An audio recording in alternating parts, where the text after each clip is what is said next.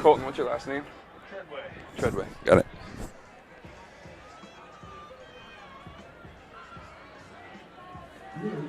Good evening, football fans, and welcome to this live streaming event from Table Rock Sports Productions in partnership with the Medford School District. Our local sponsors make these free live athletic streams possible, so please make sure to support their businesses. I am Boomer Marshall alongside Colton Treadway, and we are coming to you live from the house that legendary coach Fred Spiegelberg built, Spiegelberg Stadium in Medford, Oregon, for the granddaddy of them all, the Black and Blue Bull, the Little Civil War Medford edition. So welcome to the Lithia Superstore Game of the Week for the matchup of the year in Southern Oregon. The Black Tornado of North Medford High School hosting the Panthers of South Medford High School. Coverage is brought to you by Table Rock Sports, Oregon's leading provider of live high school athletic streams through the Lithia Superstore Game Center at TableRockSports.net. Table Rock Sports invites you to click that subscribe button below. And we would also like to thank the 5,000 or so viewers who have already done so. The man, the myth, the legend, Joe Brett is our executive producer, and so much more. We have started much earlier than usual tonight. After all, it's Black and Blue Bowl. After this break, we will have an extended Abby's Pizza pregame show coming up. We will hear from both head coaches from each team, and going to hear from former Black Tornado and Medford High School quarterback and the first quarterback from South Medford as well. That's all the same guy, and Jeff Berry. Also, we will preview tonight's showdown between the Panthers and Black Tornado. A lot happening tonight. Exciting atmosphere here at Spiegelberg Stadium. So don't touch that dial. We'll be back live on Table Rock Sports right after this.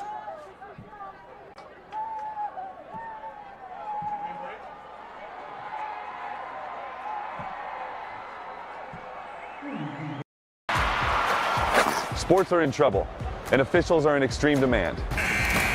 So we're looking for people like you, former athletes, parents, and community members. What it takes is attention to detail, a positive attitude, and respect for the game. Anyone who can manage the game and stick with it. because the hard truth is, No ref, no game. Play ball.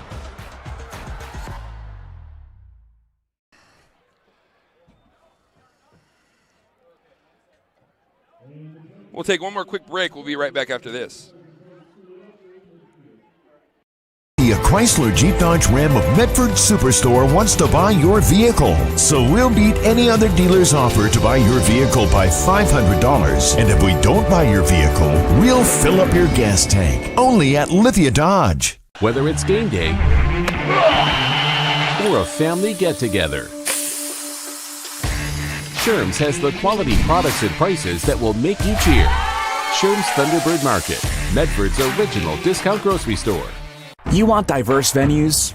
We got them. Year-round sports access? You bet. Race cars, soccer, paragliding? Check, check, check. Medford has it covered as your sport ground, where the West Coast plays.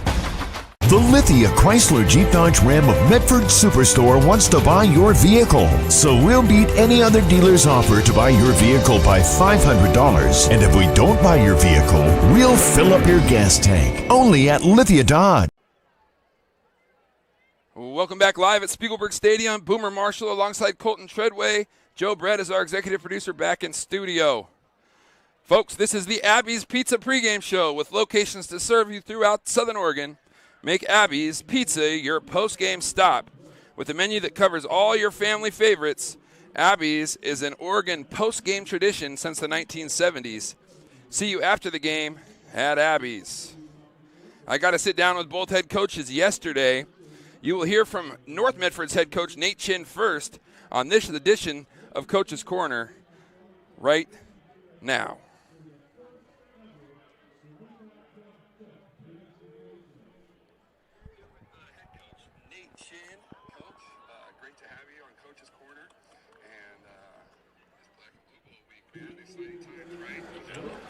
Talk to me a little bit about your squad coming into tonight's game.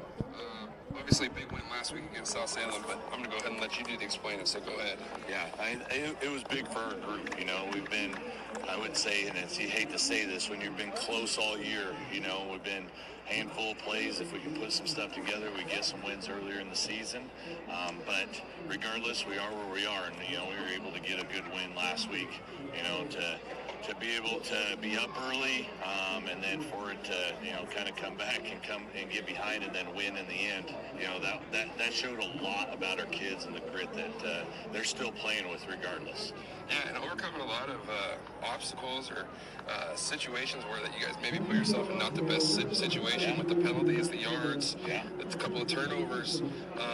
You know, that's usually what you say, like a great team is a sign of winning in situations like that. I know you guys are only 1-7, but I see the score against West Salem, and you go toe-to-toe with Willamette. You know, you're right there in these games against Wilsonville, the top 5A schools in the state. I mean, you're one possession away from winning those games. You know, just talk about, are you guys the best 1-7 team in the state? I mean, I don't know if I could say that, but you know, you feel it, like, and that's, you know, you can point at a lot of different things that, you know, that have happened over the course of the season, or the you know, 4 returning starters that come into this game, you know, in that situation. It's a difficult, you know, spot, and for us not being able to make those 5-10 plays that are needed to be made, you know, during the game, and those close ones, and those ones cost us.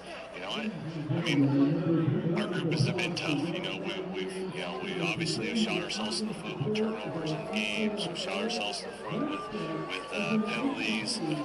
You know, injuries have hit a pretty big bug for us this year.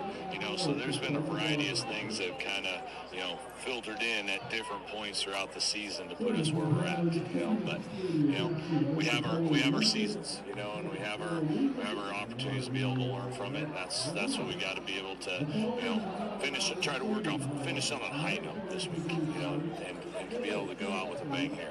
Absolutely. You talk about, or I talked to you a little bit about, before the interview about obviously the situation behind center at quarterback. Traeger Healy, a 3-year starter, a guy that won this big game against South last year in the state championship. Yep. You know, I know that he's been hampered by turf toe. Can we get any updates on him? Yeah, I mean, he'll be seeing how he feels. You know, the one thing about turf toe is it comes and goes. You know, and as much as a toe doesn't feel like it should be something that's a big one, right? It's the main thing that you use to push off and run. You know, so it's put a damper on him and the ability to do the things he wants to do. You know, if he can go, his experience gives us a ton. You know, if we got to go with Quinn, you know, he's shown that he can come out and he can play. So, you know, but that's you know, that's one of those situations that we get pushed. Right. You know, Quinn Scott, maybe talk about him a little bit too, and the job that he did last week in South Salem. You know, early comes in, does a great job, gets a couple, 2 touchdown passes or one of the anyway. He played well. Yeah, he played really well. You know, he got the first touchdown pass. You know, we were third and 18-ish, right in that range. He puts a ball, you know, on the money to Brady, you know, streaking down the sideline. It was on a dime, right? On a dime. It was perfect. This is like a college throw.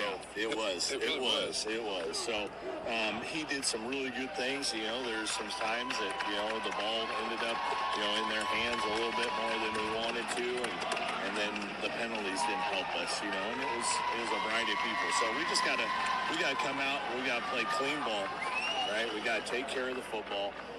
And we got to, you know, I'm a big believer in this one saying that, you know, Boom, like Coach Sayre told us this a long time ago. You got to control the controllables, right? And those are things that we have to do a better job, and in games like this, we have to do a great job with.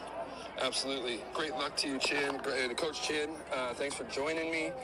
Best of luck to you. And me and Nate go all the way back to the SAU days. Long time ago, bud. I got a fun black and blue story for you, and maybe you can weigh in on this. Okay, 2002, my senior year. I remember. Okay. I watched it. I was here watching it. You were on our sideline.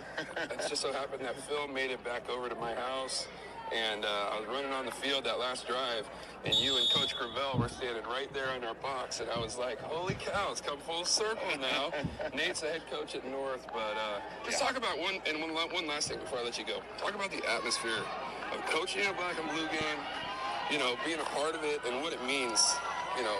You know, I think one of the things that, you know, we've all been a part of rivalry games. You know, if you're as a player in high school, you have that game, you know, that you always, the team that was always the competitive game. You have, you know, the years in college, you know, there's always that, you know, the Carroll College game always came down to it, you know, and I learned real quick, right, the feeling that this game has. This game is special for a lot of reasons. Number one, it's a place where two schools split, where one high school was the same.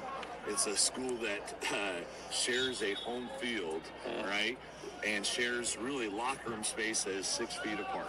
Yes. And the other part of it that I think is super neat is, like, there's a bunch of these kids, and it's kind of changed with the 3 middle schools. There's a bunch of these kids that went to elementary and middle school together, and they were friends. And then when it comes between the whistles, right, it's competition. It's time to go, and in front of the whole town, you know. And I think it's an atmosphere that I can't even explain. And getting to do it twice in 1 year last year was pretty neat. Pretty cool, right? Awesome stuff, Coach. Congratulations. That was Coach Chin of the Black Tornado and his thoughts. Going to have their hands full tonight with South Medford as they're playing really, really well. We're going to take a quick break. On the other side of this break, you will hear from Coach's Corner on the Bill Singler South Medford edition. Don't go anywhere. You're watching the Abby's Pizza pregame show on TableRockSports.net. At Rogue Credit Union, we don't answer to shareholders. Instead, we return earnings back to our members. We know that we're stronger when we work together, and that's why we're invested here, living, giving, and supporting local. We're your friends and your neighbors. We know the needs of our communities. Being a part of Rogue means that our focus is on our members, and when you prosper, we prosper. See the credit union difference and how being a part of something smaller can have a bigger impact. Bill's Glass covers the full spectrum of your glass needs and dreams. Having new windows installed by Bill's Glass dramatically update and improves the look of your home and helps reduce energy bills year-round. Let Bill's Glass show you what you've been missing. Bill's Glass, the largest glass company in Southern Oregon for your home and auto, as well as the trusted industry leader for over 50 years. Locally owned, family run, Bill's Glass in Ashland, Medford, and Grants Pass. Welcome back, Spiegelberg Stadium, the house that Coach Fred Spiegelberg built. The night where they're celebrating the 1985 state championship team, the Medford Black Tornado state championship team, the last of its kind, the last year of Medford Black Tornado football before the school split. I got a chance to talk to Jeff Berry. I'm going to bring you that interview at halftime, so look forward to that. Also might have a couple guys stop by, maybe a Jack Singler sighting, maybe a Ryan Retzloff, which Ryan is the grandson of head coach, the legendary coach Fred Spiegelberg. So got to see Ryan, and he said to make sure to say hi to his brother in Sweden, which is Choo Choo, Maddie. All the way back there, and congratulations on getting married, Maddie. Have fun in Spain next year, but I better get an invite. You can see the fans there across the way, all the signs, the posters. The bands are on the field. That was once said in a Cal Stanford game. The band is on the field, right? Well, the bands are on the field here at Spiegelberg Stadium. This time it's not during the game, as they're going to perform the national anthem coming up here shortly. Before we do that, I got Coach's Corner with head coach Bill Singler, which – I was lucky enough to let him have him fit me into his schedule, and we appreciate it. So here's the Coach's Corner with head coach Bill Singler of the South Medford Panthers. As the Panthers take the field. 1 sec. Here comes South Medford. As we go strobe light at Fred Spiegelberg Stadium. Nothing like taking the field in this game. No better feeling in the world. And you can hear the P-A-N-T-H-E-R, hail to the victors. And I know North and the On Wisconsin's coming soon too, so awesome stuff. I'm going to go ahead and try to squeeze this Coach's Corner in with Bill Singler right now. If North takes the field, I'll break and we'll come back, okay? Here's head coach Bill Sigler.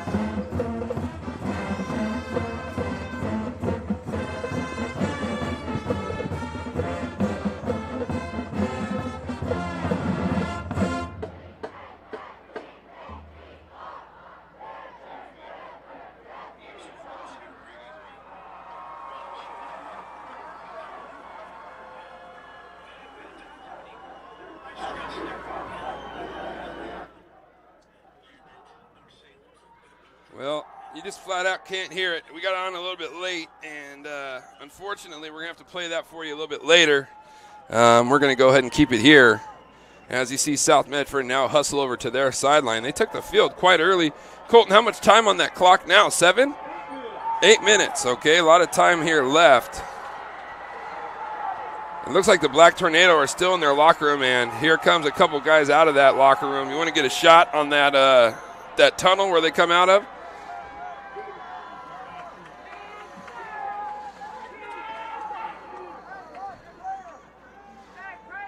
Black Tornado coming off a huge win last week at South Salem,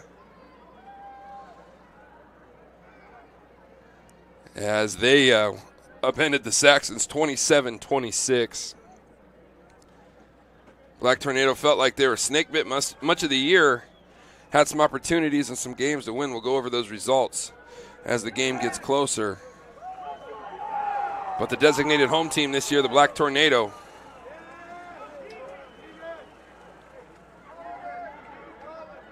this is the 40th annual. Now, they've played 41 times, but this is the 40th annual. They played twice last year, once in the regular season, once in the playoffs. North holds the overall advantage, 21-19. And North is still in the tunnel, looking for the Black Tornado fight song, the On Wisconsin.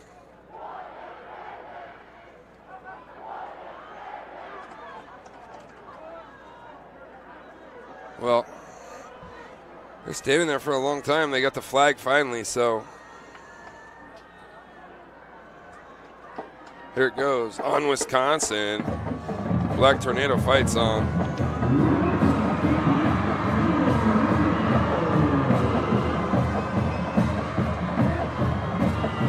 A sight to behold at Spiegelberg Stadium.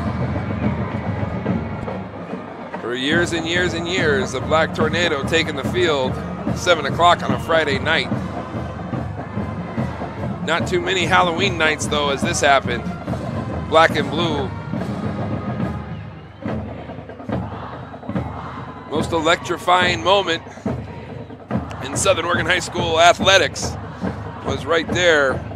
The Panthers and the Black Tornado taking the field. We're going to take a quick break. When we come back, we're going to wrap up our Abby's Pizza pregame show. We'll be right back after this, live on Table Rock Sports. Diverse venues, we got them. Year-round sports access? You bet. Race cars, soccer, paragliding?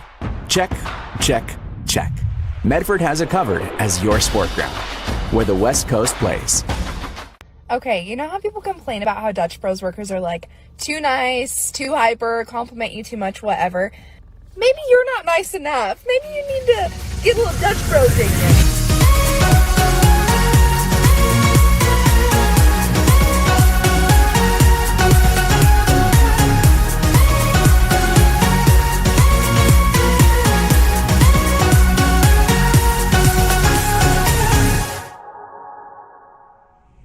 Discover the West Coast destination for those seeking more.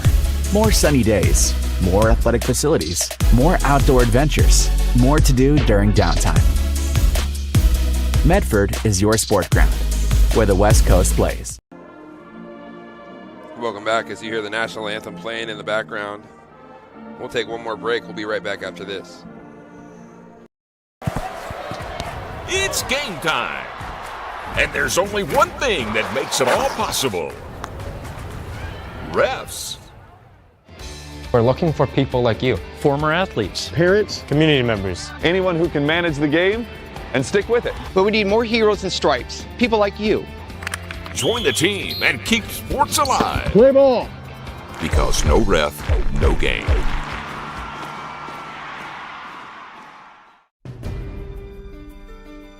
Choose a company that best represents you and our local community. Choose a company that focuses on relationships rather than transactions. Choose a company that empowers their employees and provides growth opportunities from within. Choose a company that shows compassion and rises to the occasion in times of need. Call a John L. Scott broker today.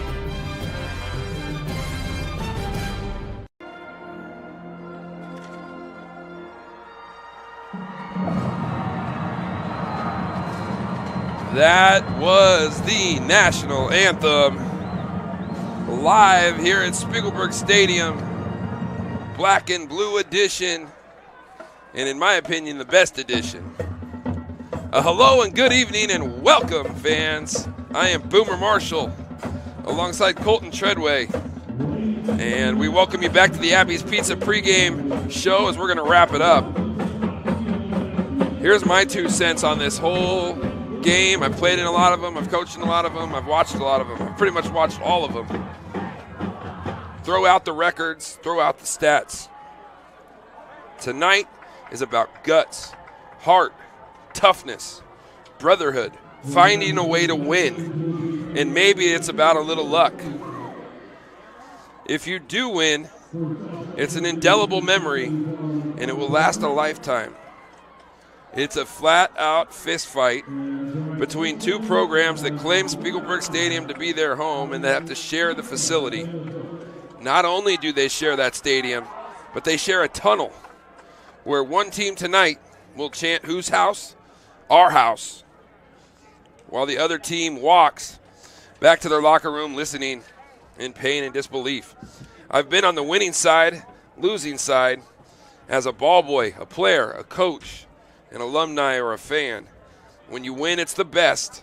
When you lose, it's the worst. Whatever way it goes tonight, more memories will be made here at the house that Fred Spiegelberg built in Spiegelberg Stadium. When we come back, I'll look at both teams, record stats, what might be the difference tonight. Don't go anywhere.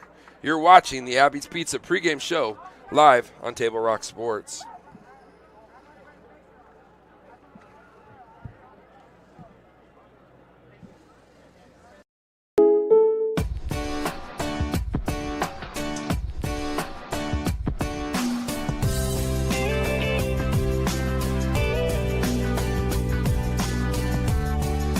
Combining your home and auto insurance could save you time and money. And who doesn't like that? Want surprisingly great rates on auto, home, and life? Now's the time to call State Farm agent Rory Wold in Medford.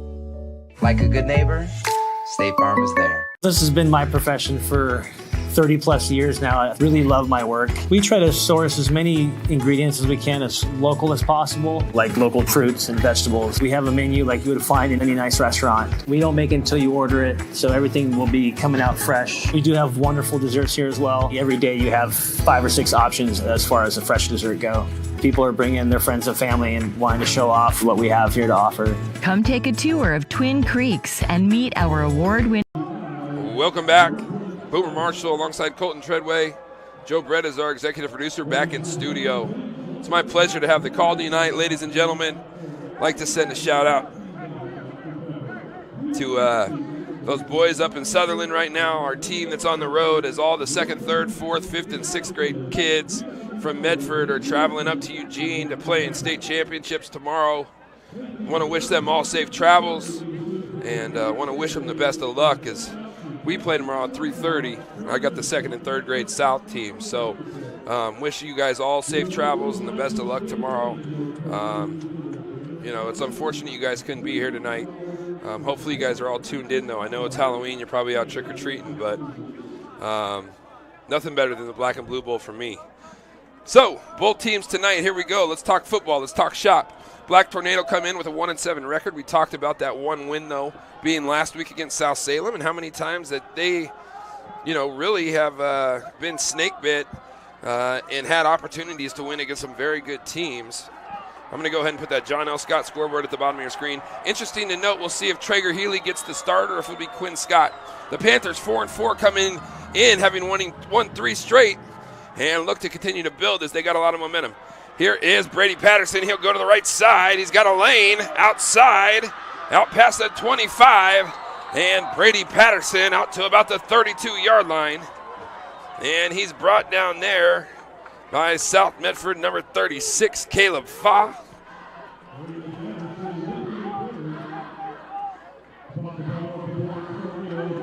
North Medford will start 1st and 10 on the right hash at their own 32-yard line. North Medford looks to be coming out in an empty set. If you've ever seen the movie Varsity Blues, this is what an oop-de-oop looks like. 4 here to receivers in the diamond. Castillo's the point man at the top. Single receiver to the top.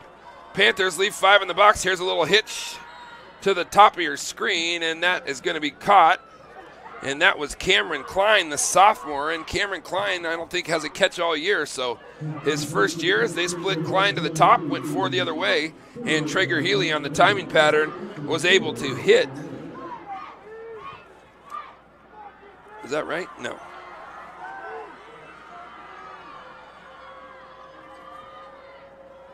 Ledesma, maybe. Ledesma, sorry. So, 2nd and 3, we're going to fake fly sweep, hand it off, going to the right, and not much doing there. And the Panthers are there as they rally to the football. Corbin Schumach, the man at the point of attack for the Panthers. And that's going to bring up 3rd and 5 as he lost 2.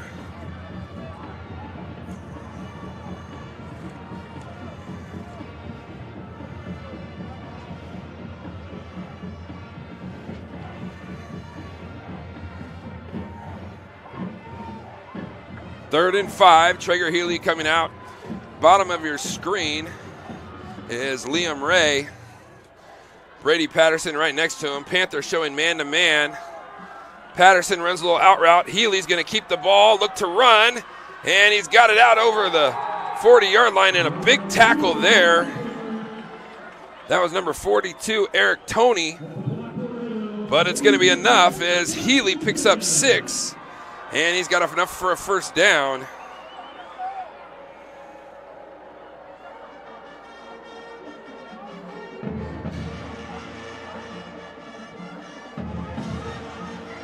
First and 10, Black Tornado at the 43. And that's where Bill Singler talked about Traeger, you hurting him with his feet. Here's a little read play. Healy keeps. He's got out past the 45 and is going to be brought down at the 48-yard line. So Healy, with a pickup of 6 on 3rd and 5. Traeger has another 5 yards here on 1st and 10, so that's going to bring up 2nd and very manageable here. 2nd and now 5 as Healy looks to not be slowed down at all by that toe injury. He looks very explosive, looks good. Something about the adrenaline may have something to do with that, right? Patterson's at the slot at the top. Castillo down here in the slot at the bottom. Ray is the single receiver to the bottom of your screen. Healy's going to make a miss, look to throw, and now he's going to tuck it and lean forward. Let's see if he has enough. I don't think he does. So the Panthers able to make the stop. But if you would have told me that Traeger carried 3 times in the first 5 plays, I would have been like, no, that's not a possibility. But the senior, his feet look to be, and it looks like North Medford has somebody that just runs the play on the field for them.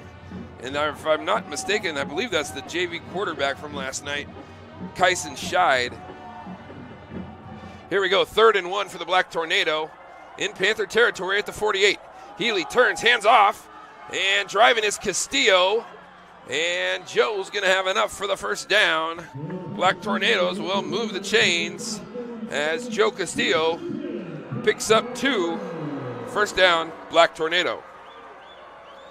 Little zone play over the left side. Following behind 65, Martin Perez. And 55, Roquin Michael.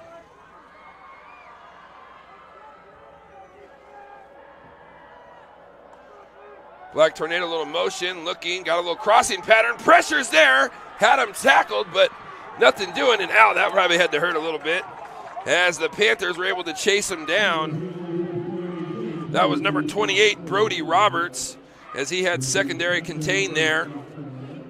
Healy, though, broke the sack of a would-be Panther pass rusher. And I believe that was number 6, Eduardo Banuelos, had a shot at him. But Healy was able to break the tackle and then pick up some yards after, well, about 9 yards after contact. It could have been a loss of about 7 there. Good hustle, though, by Healy. And Healy's 4th carry of the game already. And he's yielding positive yards. That toe doesn't look to be hampering him too bad at the moment. 2nd and 8. Black Tornado will go 2 receivers to the bottom of your screen, a wing to the top, and a single receiver out there. Healy looks to hand off. And it looked like they might have got away with a hold. Stripping for the ball there is Banuelos. Not able to get the strip. Ooh, and then there was a swing from Castillo. Got lucky not to get called for a penalty there. It looked like he's in the white hat's talking to him now. He literally looked like he threw a punch. And the white hat is giving him a warning, it looks like. So that's going to bring up 3rd and about 7. Castillo picks up, let's give him a yard there. Patterson is talking to Healy as he breaks the huddle. South Medford not in wholesale man-to-man defense here. Might be playing a little zone coverage. They'll roll right. Patterson in the flat. They got him behind the line of scrimmage. Healy stays alive. Shades of Eli Manning. Now he's got a man downfield. Oh, and it's picked off! Elijah Ingram out of nowhere! Unbelievable!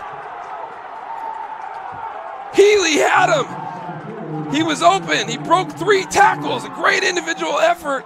And then Elijah out of nowhere with a big-time play and an early turnover for the Black Tornado as South Medford intercepts Traeger Healy on a huge 3rd and 7 play.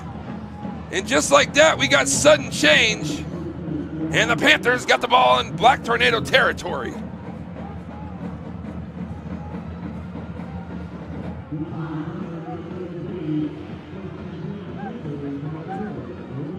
Panthers are led by quarterback McConnor Brown. 481 yards passing, 53% completion percentage, but where he can hurt you is with his legs.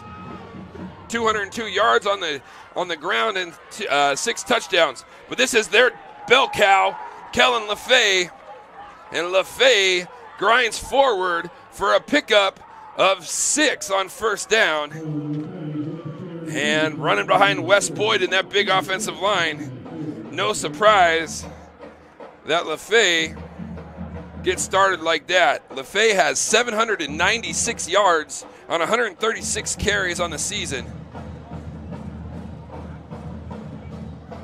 The Panthers rush for 182 yards per game. Here they go. Tight end, fullback, little ISO play over the right side. Wes Boyd able to get up, get that block. LaFay is going to have another pickup of 6. 1st down, South Medford.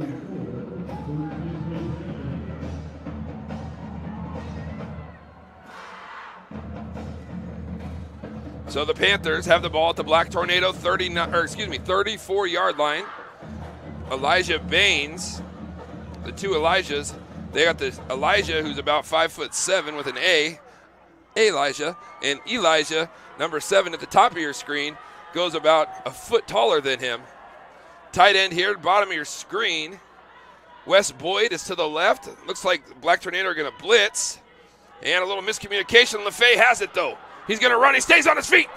And down to the 24-yard line. Kellen LaFay, pickup of 10 and another 1st down for the Panthers. Miscommunication in the backfield there. It looks like the Panthers were not on the same page. LaFay went one way. McConnell went another. Got to be clear on those things that could cost you. Good job by the Panthers, though, to adjust make the most out of it, and they're able to get a first down. I see what Brown was looking at. That linebacker was walked up, and I believe that was 52 for the Black Tornado, Azariah Gaisoa. Here we go, 2 receivers to the bottom of your screen. Wes Boyd's going to be in motion. They're going to toss it to LaFay. Got a man out there, going to run away from 1. He's at the 20, the 15, still driving on his feet, still driving, and Kellen, another big gain there. And we'll give him 11 on that carry as the senior ran away from 1. Wes Boyd was out there leading the way. Good stock blocking in space by those receivers for the Panthers. And South Medford has it first down and 10 at the 13-yard line as they're now in the red zone. And I would expect more of the same if you're South Medford. They'll hand it off to LaFay. He winds it back, but runs into 2 Black Tornado defenders. And a big stop there from 64, Michael Bourne, the sophomore. Good penetration there by Bourne. Him and number 44, Max Bernard, were in on the stop as they did a nice job on that left side of the line. It looked like the Panthers wanted to run a little wind back play, and it went for naught. So good job there from the Black Tornado defense. We're going to call that a no gain. In the gun now, McConnell has it. Brown looking to cut back, driving, and tackle is made by number 26, Cassius Ragu. And McConnell Brown, first person to carry it other than Kellen LaFay. And Brown is going to have a pickup of 3. So that'll bring up 3rd and 7 on the right hash here at the 10-yard line. Let's see what Coach Singler goes with here. You might have 2 downs to pick up 7. If you pick up half of it, maybe you go for it on 4th. I know that the Panthers have an able kicker. So Wes Boyd's going to be the lone back. LaFay is going to be in the slot, number 3 receiver. LaFay now in motion. They're going to fake it, keep it with Brown. He's going to run one guy over, but going to be tackled there by the Black Tornado, and that was number 52, Azariah Gaisoa. And that's going to bring up 4th down and about 5. See if the Panthers send the field goal team on or if they want to go for it. Looks like the Panthers are keeping the offense out there. So McConnell Brown trots back onto the field. 4th and 5 with 2 minutes and 10 seconds left here in quarter number 1. Elijah Bain splitting wide to the field. McConnell Brown is as well. They got Wes Boyd in there at the Wildcat. There goes LaFay. LaFay has it. He makes a move upfield.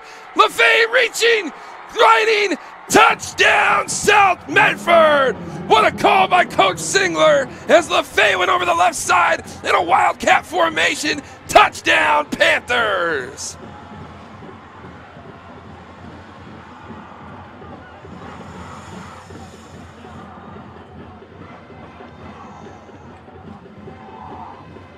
Kellen LaFay from 10 yards out.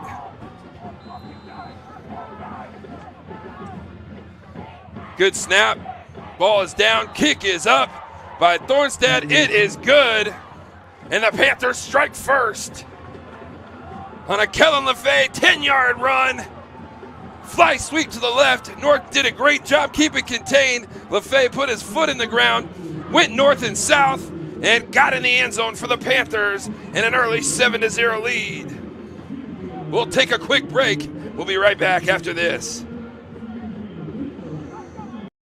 For over 50 years, each day has started with a smile, a helping hand, and a promise to be there when you need us most. Delivering on that promise are our hard-working, dedicated employees. At Sherms, we're proud to be an essential part of our community and look forward to keeping our selection, quality, and value where our customers deserve for many years to come. Sherms Food for Less and Thunderbird Market. It takes meticulous planning,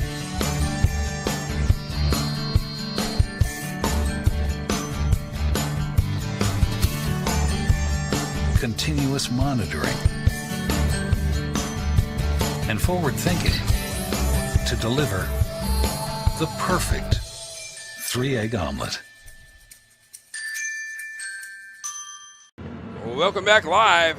North Medford, kickoff return. Out past the 20, he's got a lane. 25 and down at the 26-yard line. For the Black Tornado goes number 26, Cassius Ragu. And that's where North Medford's going to take over. Remember, they had a good drive going the first drive. And Traeger Healy looked good. He was running the show out there. And then it was 3rd and 7, and he broke 1 tackle, broke 2 tackles, broke 3 tackles. I even think in the call, I said, looks like Eli Manning from the Super Bowl in 2010 or whatever the heck it was. You know, and looked like it had shades of David Tyree, and looked like he had a man wide open. But Elijah Ingram came out of nowhere to intercept it. Panthers then score 7 plays later. And now Black Tornado have it down 7-0. And they're going to run fly sweep. And Tony is there with a big tackle. Great job. Good job by that Panther defensive line as they were able to keep the contain, have good force.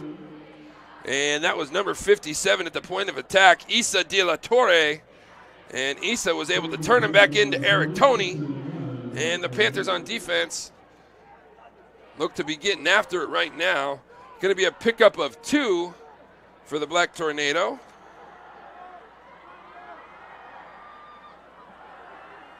Healy in the gun. Liam Ray in the slot to the bottom of your screen, or excuse me, to the bottom of your screen. He's going to go in motion. Panthers didn't really adjust to it. Snap is over his head. Healy's retreating, trying to get it. Has it now. He's going to throw it away. That might be grounding.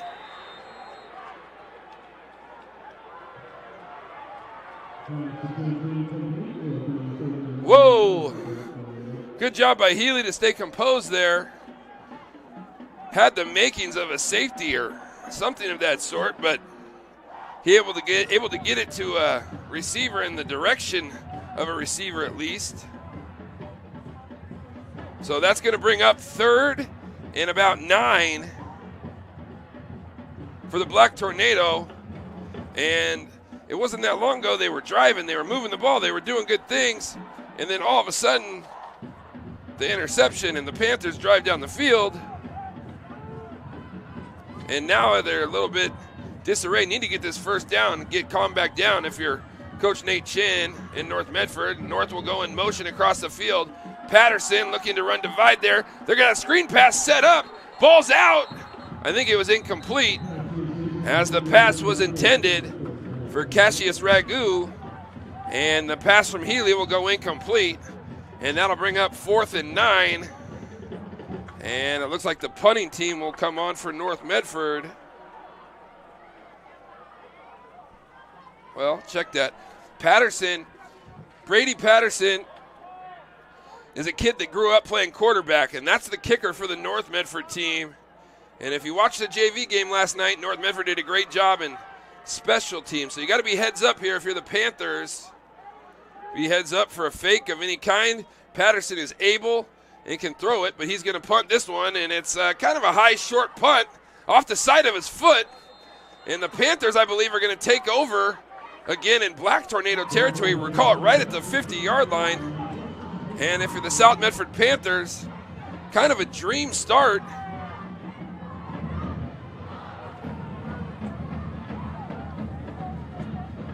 South Medford did not throw the ball on that first drive. They went, let me get it back to my sheet here. They went 8 plays and 46 yards, all on the ground, including 4th and 5, running fly sweep out of a wildcat formation. So let's see if Coach Singler goes back to that. Looks like they're going to line back up in this pistol look. Tight end here at the bottom of your screen. Elijah Baines to the top. They're going to hand it to what I call a GT counter. LaFay makes one miss, makes another miss. He's out in the open.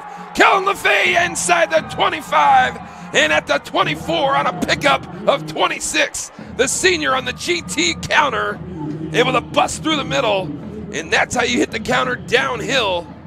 And the Panthers are cooking with gas again after the 26-yard run from Kellen LaFay.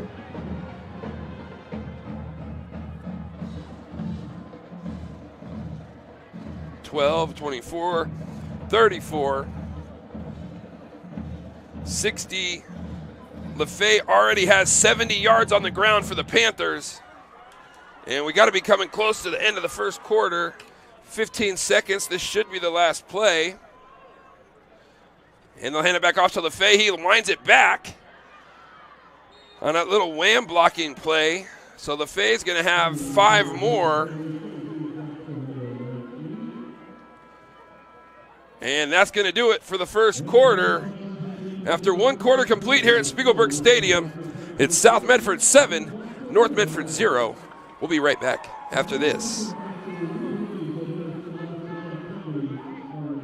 Enjoy Abby's Pizza at your place. Close your eyes and you can taste old-fashioned values, classic pizza parlor decor, and generations of tradition. Recreate that magic. Open your eyes and head to abbys.com. With pickup and delivery options, no matter where you dine, Abby's just tastes better. When you work with Hart Insurance Agency, you'll experience the quality service and attention to detail that you'll only find with an independent insurance agency. Hart Insurance Agency was founded in 1947 and is one of the largest independent, locally owned agencies in Southern Oregon, with offices in Grants Pass and Medford. Their experienced team of agents have the knowledge to design, place, and to manage your personal and business insurance plans. Find out more. Visit hartinsurance.com.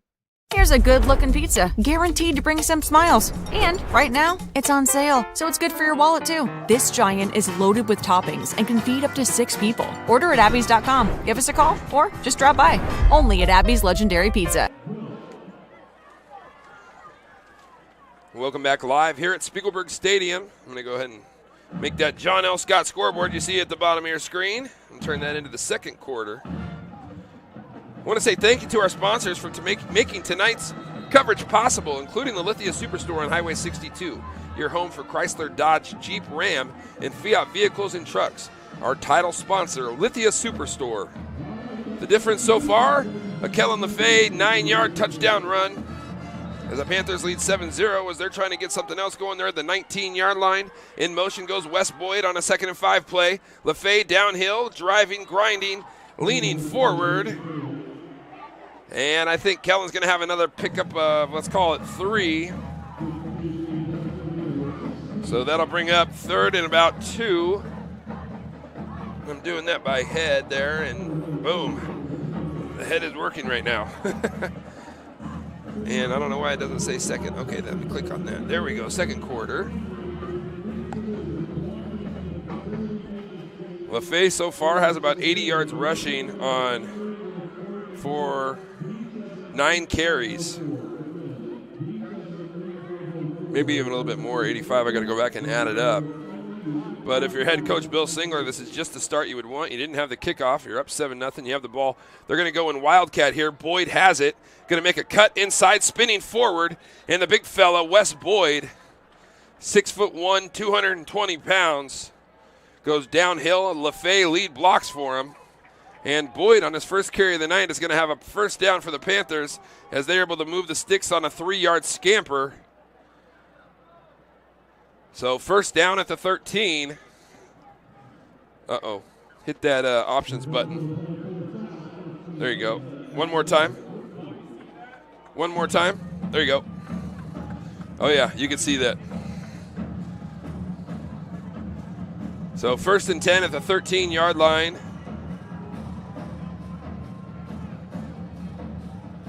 McConnell Brown in the gun. Well, we're going to call it the pistol. Wes Boyd going to go in motion. They're going to toss it to LaFay. Toss this side. 10. He goes to the 5. He stays on his feet. Dives for the end zone. Did he get in? No signal yet. They're going to call him out of bounds at the 3-yard line. Going to be close to a first down. I believe it is going to be a first down for LaFay.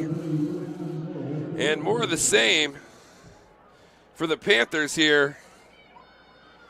Whether it's toss, counter, zone, little wind-back action, LaFay is doing the job so far behind that big offensive line up front.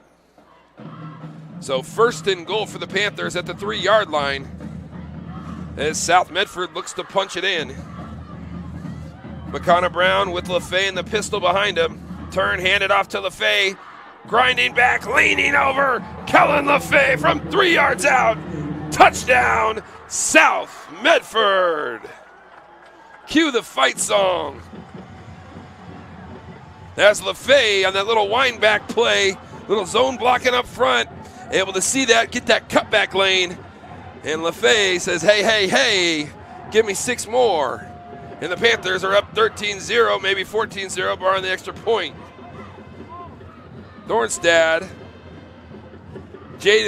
Thornstad, on to attempt the extra point. Huxtable holding. Thornstad kick up and good. And with 9 minutes, 54 seconds left in the second quarter, the Panthers extend their lead to 14-0 over the Black Tornado. We'll take a quick break and be right back after this.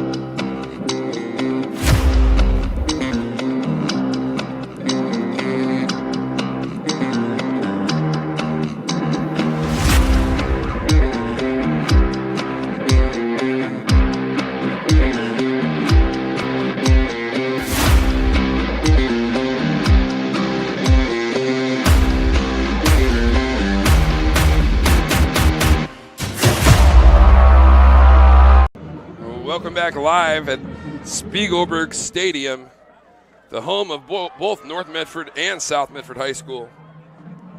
The Panthers just got another touchdown from senior running back Kellen LaFay. And now lead 14-0, 9:54 left here in the second quarter. Thornstad kicking, kind of a high top spinner. Going to be picked up there by North Medford out past the 20. Got a chance here out to the 25. Leaning forward is Vailua. And Sampson with a physical return out to the 33-yard line. And that's what the Black Tornado are going to take over. 1st and 10.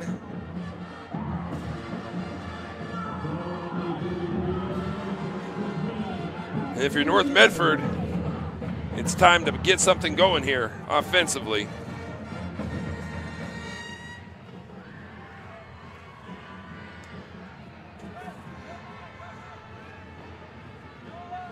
Before or after the game is a great time to visit Dutch Bros and enjoy your favorite beverage.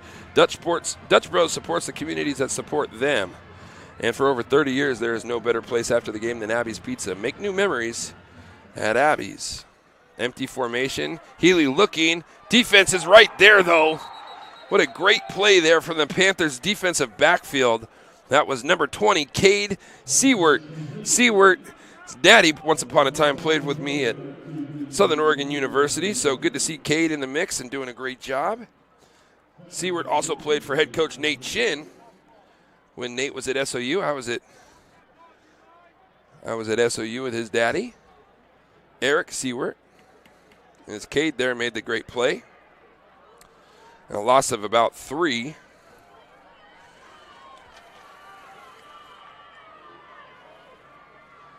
Healy in the gun, Castillo next to him.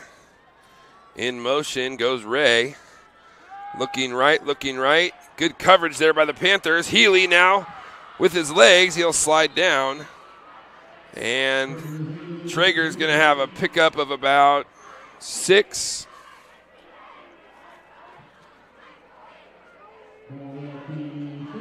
That was the first time you could see a little bit of a favoriting that toe, that side of his body's going to bring up 3rd and 6 now for the Black Tornado. And if you're head coach Nate Chin, feels like you got to get it now, right? I mean, the Panthers have scored with ease on their 2 drives offensively. I know there's a lot of game left, but to go 3 and out here would be a real tough one to come back from. Panthers got safeties down, showing man coverage, showing a little blitz. Here comes McConnor Brown off the edge.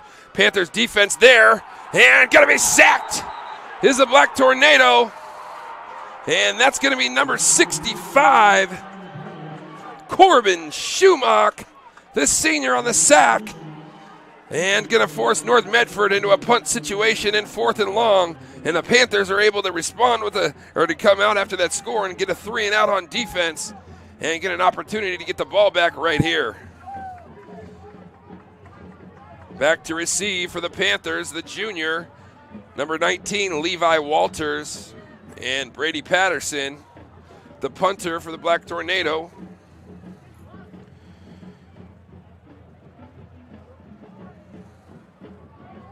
And Black Tornadoes will shift. Panthers are covered down.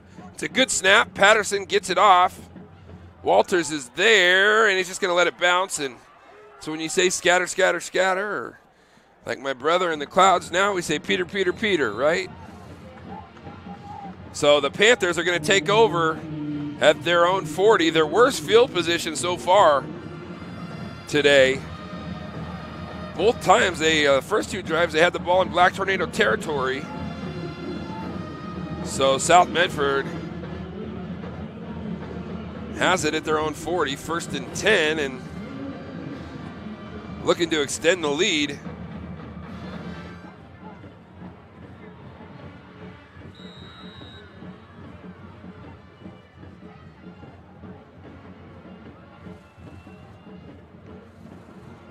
Looks like the Panthers are going to go in that Wildcat look. LaFay, bottom of your screen. So the 2 things you got to be worried about here is LaFay or Wes Boyd on the fake and keep it downhill. There's Wes Boyd on the GT counter coming back. Boyd makes a nifty cut, and Wes Boyd's going to pick up about 6 on 1st down. Nice job by the Panthers. They're on 1st down, a little creative in the run game. In that Wildcat formation with Wes Boyd. North Medford's Connor Roush made the stop along with Castillo. Panthers, do we got a timeout?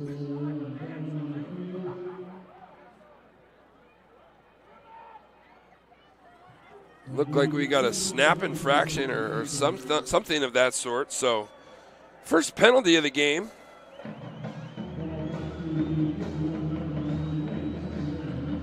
If you're Coach Chin, that's a welcome sight considering last week Black Tornado struggled with penalties, had almost 200 yards in penalty yards. So far, no penalties for the Black Tornado. So the Panthers will have it, I believe, 2nd and 9.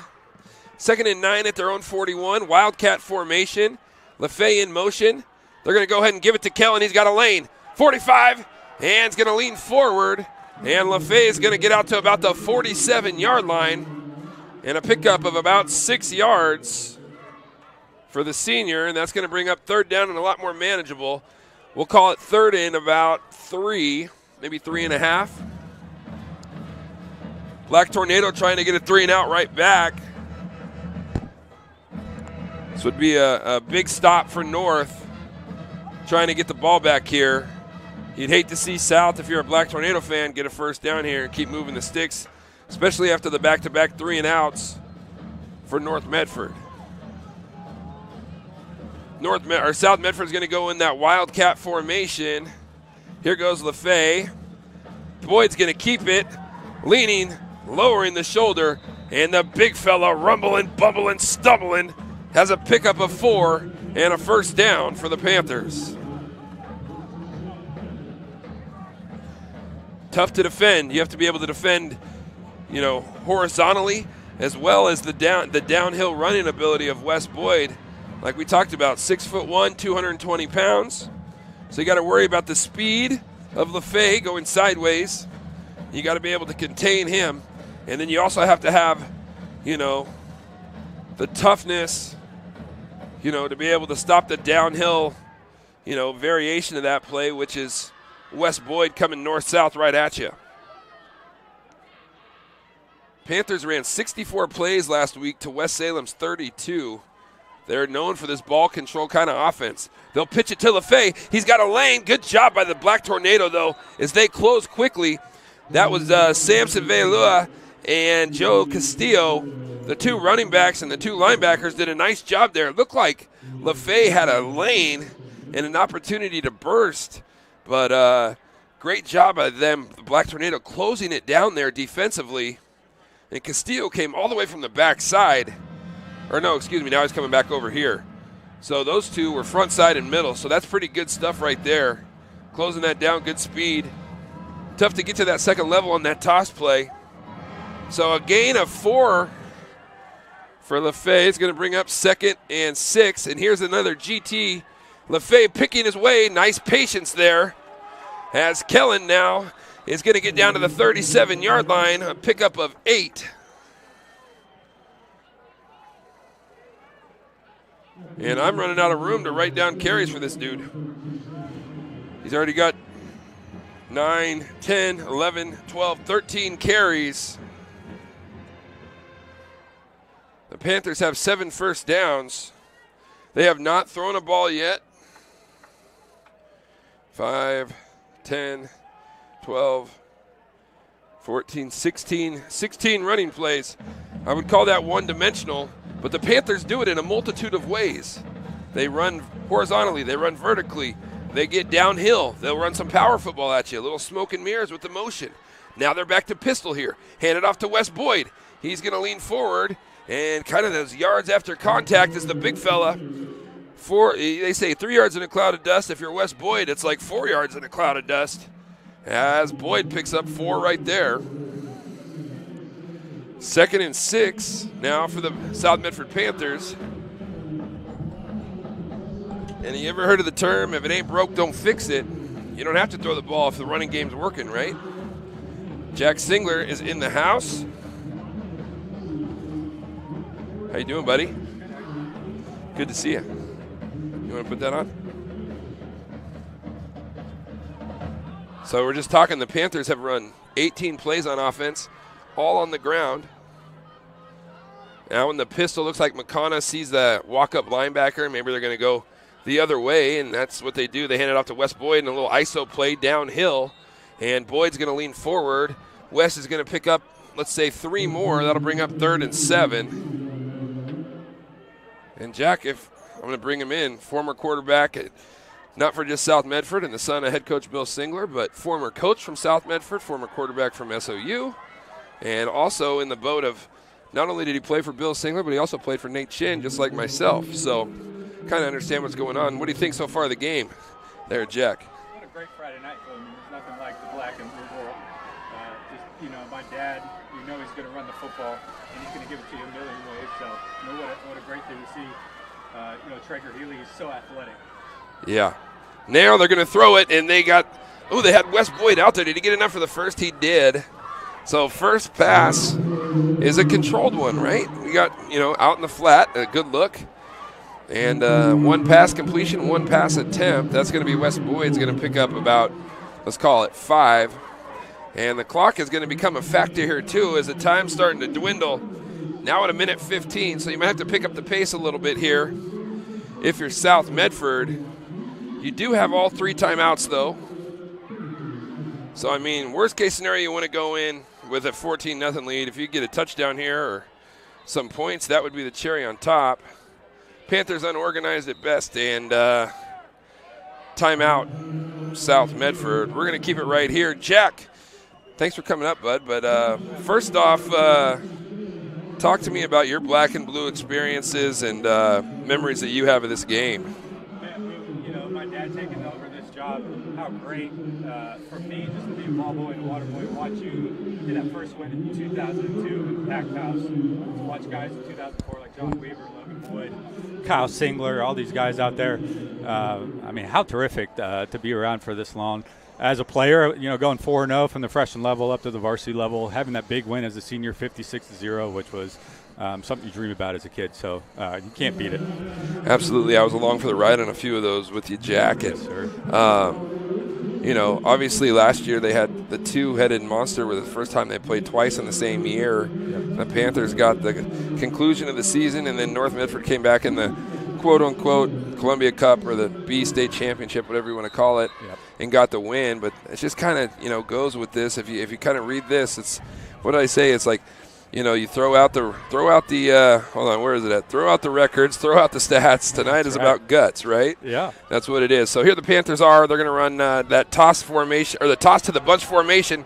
LaFay running, leaning, and Kellen's going to have another first down to about the 16. So another pickup of 16 there for LaFay. And he's got well over 100 yards on the night. And clock is now running. It's going to be under 50 seconds and counting as the white hat there winds the clock. So here we are, 14-0. South Medford has 2 timeouts left. Should be close to 40 and counting, now at 37. Panthers go in motion. Hand it off to LaFay. He looks to wind back, and it will get down to about the 11. Got to go quick here. Timeout, Panthers. And we'll keep it right here. So LaFay went for 16, and now he went for, let's call it 4. That'll bring up 2nd and 6, so you have the ball at the 11-yard line. Jack, what do you do here? I'm going to let you put your coaching hat on, okay? You've only thrown one pass, but it was a completion. But you have how much time? What is it, 30 seconds? Yeah. You still got one timeout, Boom. I think, if you want to take a shot, obviously you can. But, you got these 2 guys pounding the football right now, and they can't be stopped. So if you give it one more go, Kellen's breaking these things for 10, 11 yards. It might pop one. You still got one more timeout, and you can throw it to the side, to the end zone here for a couple. Yeah, so here's the one thing that, I would say, too, and I'll put my coaching hat on, is maybe you call two plays in the huddle. Maybe your 2 best run plays. Yep. And, you don't have to necessarily hurry up after this play. If you don't score or you don't get the first down, just have another run play called or a second play, whatever that might be, with that pass that they have in the flat. Yep. But then if it gets to 4th down and you're still in bounds, the clock's still running, you still have that timeout. Right? Yep. So just manage this time here. It's not – you don't have to be crazy. You don't have to be in a huge hurry, right? Well, 30 seconds is a lot of time. Yep. So you want to get your best play here downhill. To me, so far, that has been like the GT – the counter plays that they've been running, and then LaFay does such a nice job of picking his way and reading the holes. And the offensive line doing a great job on those double teams. And they're going to boot it. Here's the throw. Let's see. They got somebody coming across. Ingram able to make the catch. So that's going to stop the clock for a second on the first down. Going to be at the 2-yard line. Hopefully have another play called. You got to go quick. Are they going to kill it? This would be a good time to kill it. Tank from the 2. Boom. Tank from the 2, right? How much time left? Tick-tock at 20 seconds. Here goes McConna. And good job there, McConna. Uh-oh, we got a flag. Maybe weren't set, or is it something on North? Guy's going to stop the clock. Illegal shift, so a costly penalty for the Panthers. I don't think the receiver, Elijah Ingram, got set. Boom. I think as a quarterback, got to make sure that we're getting set out there. Yeah, that's a huge issue, right? One of those things that, you work on situations during the week. So that's going to go from like a gimme touchdown situation, right? It's going to move the ball back. 16.4 seconds left. And that play clock will start. The clock's not going to wind on the go-ahead here. So once again, you have a timeout to play with. You could run the ball here once. And then maybe have a situation where you could run or throw. Yep. I don't think you have enough time. You might have enough time to spike it, but you probably don't have to right here. So with the timeout, so let's see. We're going to go back to LaFay, I'm guessing, as they shift. Here goes McConna. He's going to go ahead and duck in, duck out, spin. Ooh, and a big shot from Castillo. Timeout. And South Medford's going to have to call timeout, and maybe they set up for the field goal here. And timeout, there it is for South Medford with 3.7 seconds left. On the 5-yard line. So McConna gets a pickup of 2, and that's a huge penalty, right? Big time. I mean, take seven off there to get down to 3. That's big time. And South has struggled this year in the field goal range too, with getting blocked. So this could get dangerous. If you're still 14, you're still comfortable, but that 17 or 21 would have been big. Right. So now it's, left hash, not a great angle to kick it from. And you just never know, like, what could happen. I mean, you leave something up to somebody else, and you control the controllables. If you get lined up, receivers got to do that. You're hurrying up, and you got to get there and don't move, right? That's right. Be set for a second. So hate to be critical of a 17-year-old, but it's your job. Right? It's your job as a quarterback. So holding for the Panthers, Sammy Huxtable. Snapping is 76 is Jetty, right? That's Jetty Robertson. Yep. And Thonstad kicking. Good snap, good hold. Kick is up, and it is good. And as the buzzer sounds, does the buzzer sound? I thought I heard it. It's off, yep. Yeah. Caleb Thonstad from, I believe that was 22 yards out, able to give the Panthers a 3-possession lead going to the half. And we're going to take a break. When we come back, we're going to have the halftime show. Don't go anywhere here live on Table Rock Sports.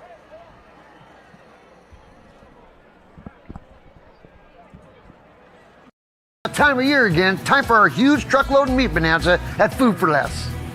Choose from Chairman's Reserve beef and pork, like in the bag New York's, tri-tips, boneless pork loins, and bone-in pork shoulder butts. And we also cut it just the way you want for free. Look for all your bonanza savings on our Facebook and Sherm's Thunderbird website. So remember, always shop at our bonanzas and save.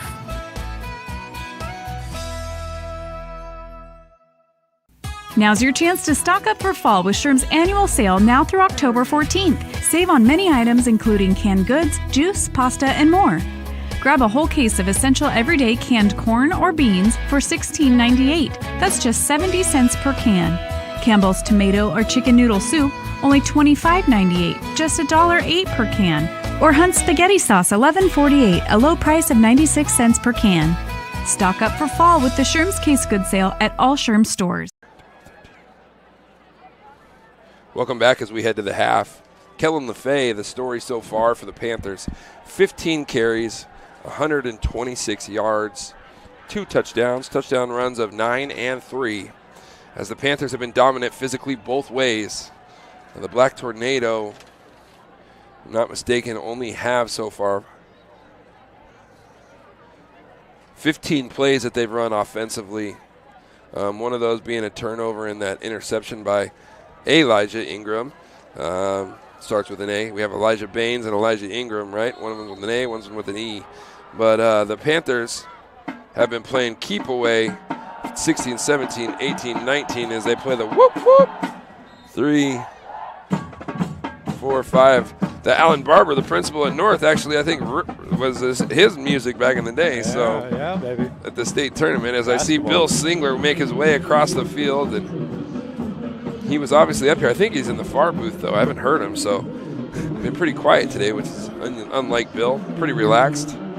I think he's feeling pretty good right now. The only question is, if they do win tonight, do they make it into that top 16, or do they stay at 17? And start to look at those polls of who PIL that's going to sneak above, because they got to get one per conference in. So obviously we'll be watching till that midnight clock. So hopefully they do.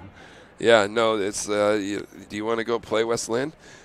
I mean, we want to compete with the best, but I mean, It's like playing against the University of West Lynn, right? With the NIL money now and everything. Yep.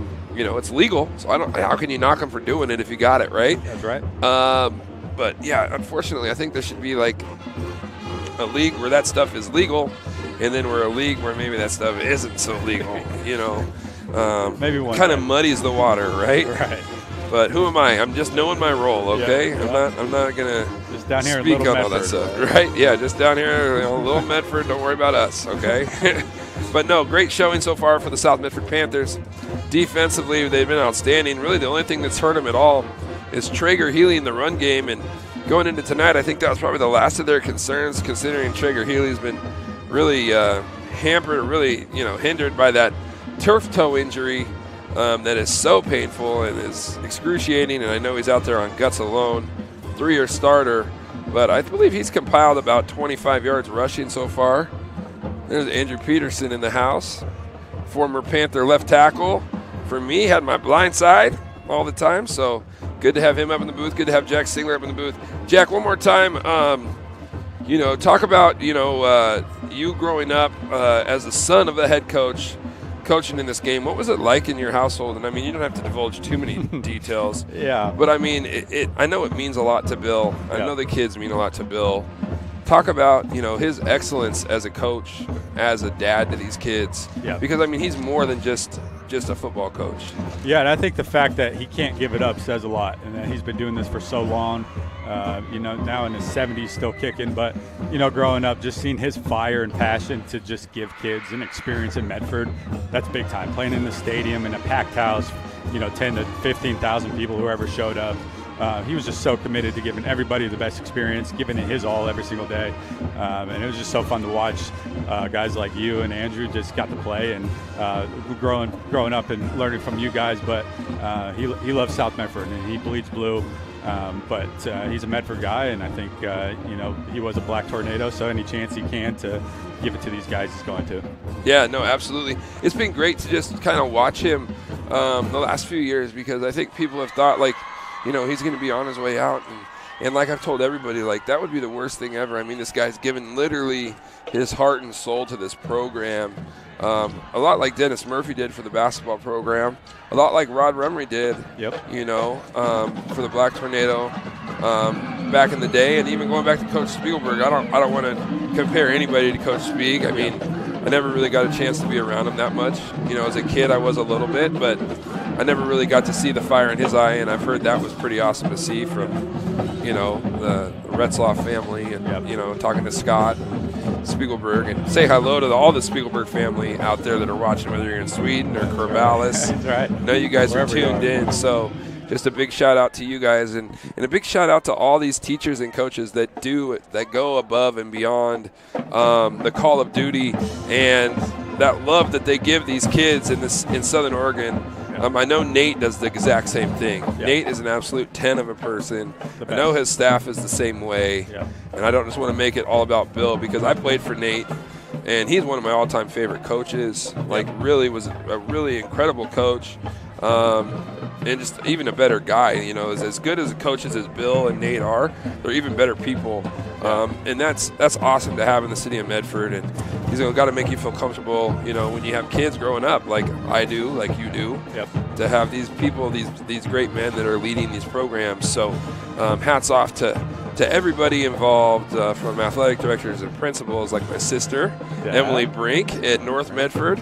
She went over to Black Tornado, but you know what? She's made a name for herself there, and she's doing great. So really proud of her, and but still, I got Panther Blue, bleeding through and through. But it's my pleasure to call this game, and hopefully, not be biased and come from an unbiased place. So, like I said, I've been on both sides of it before. Yeah. So, winning and losing, it's tough. Yeah, I think, as it means a lot to the city of Medford. And these kids, you get 4 years to play football here, and probably the best stadium in the state of Oregon. It's such an experience, and I got so much respect for Nathan Chin. He helped me. I got to coach with him at SOU as well. He just showed me the ropes as a college coach, and I'm still in a group chat with him, and I talk to him every other day. So it's such an honor to watch him over there. And then, like I said, for my dad, it's so cool to see him still going and still doing it. So, like you said, so much respect to all of them. Absolutely. Jack Singler, thanks for coming by. Appreciate it, Bo. And appreciate you stopping by. And look forward to seeing you and talking to you more. We're going to have Andrew Peterson come in. I got to make sure that I have my computer plugged in here. Otherwise, I'm going to lose power. Hold on one sec. We're going to take a break. We'll be right back after this.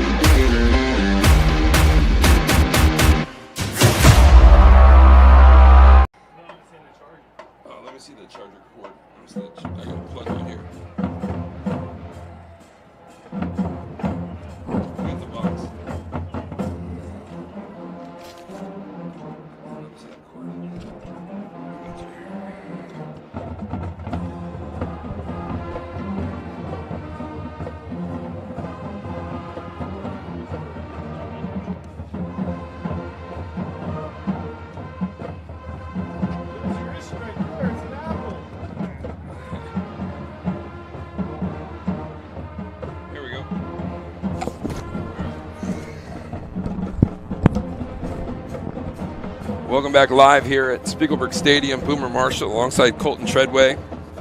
Joe Brett is our executive producer back in studio. Andrew Peterson has stopped by. Andrew Peterson graduated with me back in 2003 and also was my left tackle. Played on the defensive line as well, and as we made a great run into the state playoffs and part of that famous 2002 game that was special to say the least, right? Oh, yeah. Go ahead and talk about that game and what you remember about it, Andrew. Well, to be honest with you, I don't remember a whole lot from the game itself. It's kind of a blur, but I do remember pregame and just the excitement, the anticipation. And what was kind of interesting when I ran into you at practice on Wednesday was hearing you talk about it, because I don't think we ever really sat down and I got your perspective. And it was kind of interesting the pressure you had on you that I didn't realize you had. You were the guy, and there was a lot of hype at the beginning of the year, and you had a lot to live up to. And the game itself had a lot to live up to, There's a big anticipation all week leading up to it. And not only did you live up to the hype, the game lived up to the hype, and it's just a really cool memory, and just being back here and being at this game brings back a lot of those memories. The only thing I really remember, unfortunately, of that game is the touchdown I gave up on a punt snap. That's right. I seemed to launch a punt snap over Eric Fisher's head. I think Fisher dropped it. I don't know. I think I cleared his head. He was like 6'5", man. I know. I don't know. And he could jump forever too, right? He could. But yeah, it was a great game after the game, and I was really glad that we got the win, and I think we deserved it, and I think we were ready for it. Yeah, no, I remember too that the year before, our junior year, people remember the 2002 one. Yeah. For me, I almost remember the 2001 game more. Like, I remember the losses more than I always remember the victories. In that one, we lost to North, and there was the three-way tie between us and Grants Pass and North. And we were in the top 10 in the state. North was in the top 10 in the state. Grants Pass was. And they did a coin toss, and we didn't end up making it. So, talk a little bit about, I remember for me talking about the driving force going into our senior year being that season ended really, really soon, really too early.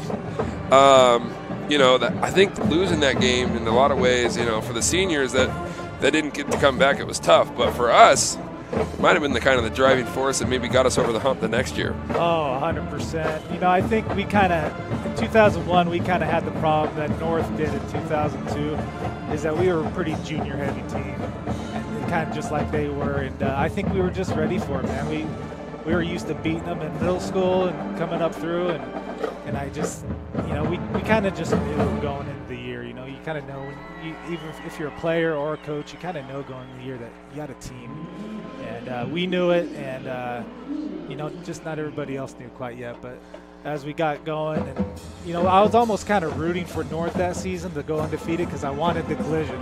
And I was kind of thinking about it last night. If they would have had a loss in conference, they might have won that game, because we were looking for the big moment. And I think that's what made our team special, is just living up to the big moment, where in 2001, I don't think we had the seniors ready mentally and prepared to beat, a North Medford, because they've been losing to it for so long, and we were just mentally ready. We knew what we had, and we were confident. I think that was the biggest thing. Absolutely, and that was kind of the constant driving force our senior year. Like, we knew that we were going to win. Like, I told the kids, I had a chance to talk to the South team was on Wednesday, and you were there at practice with me. But I told them, I don't know if I really believed we would beat North, but in the locker room as a team, we believed we could beat them. If you asked me personally, away from everything now, do you really think you would have beat them? I'd have been like, I don't know, bro. They're pretty good. It took us playing perfect, I felt, in a lot of ways. And we had a great game plan. Greg Baker, our offensive line coach, outstanding. Did a great job in the draw and screen game that week. Darren Clemenhagen with our skill players, and was a guy that I communicated with on a play-to-play basis, was really one of the best coaches I've ever had. So, Clem, if you're listening out there, we freaking love you, man. Okay? And, and then you get to Jason Bauer, you get to Bill, you get to Wolfie, all those guys, Boyce, Brandon Boyce. Brandon Boyce, if you're out there, we love you, man. It's such a huge deal, and it was a great win for us. And I think Gerald Brayman was even on the staff then too. So pretty awesome collection of coaches and kids and guys that grew up like. We had my dad coaching us at the middle school level, and that was such a huge deal because he was pumping us with that stuff when we were in 7th grade. You guys are going to win when you're seniors, and how do you mention that game without talking about Andrews Reed, right? Oh, yeah. I mean, unbelievable. The dude is freaking outstanding. Maybe one of the best performances in Black and Blue Bowl history. Was just unstoppable. So. Yeah, and like you said, if you looked at that game on paper, it didn't make sense that we would. No, it really didn't. And if you looked at our scheme, it doesn't make sense that we win because all we did is run, pass. No, we did screen, pass, and draw. Yep. We didn't have any conventional run play. Screen, no downhill, pass. No zone, no nothing, right? Just 14 and 15 disco, that we drew up that week. Like fake toss one way, disco the other, and lots of double screens and lots of side adjusts. We put in side adjusts that week because North was blitz heavy. A lot of side adjusts across the middle. So a little trip down memory lane from Andrew Peterson.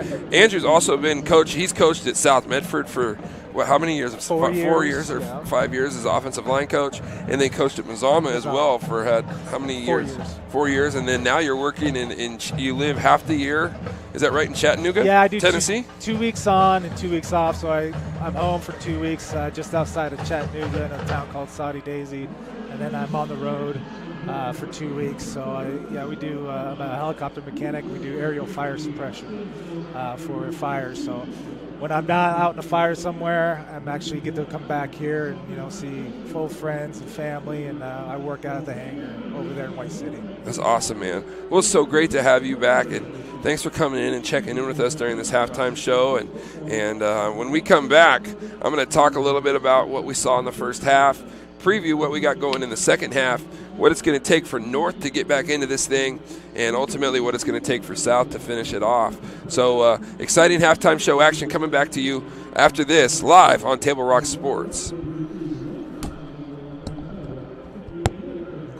That time of year again, time for our huge truckload meat bonanza at Food for Less.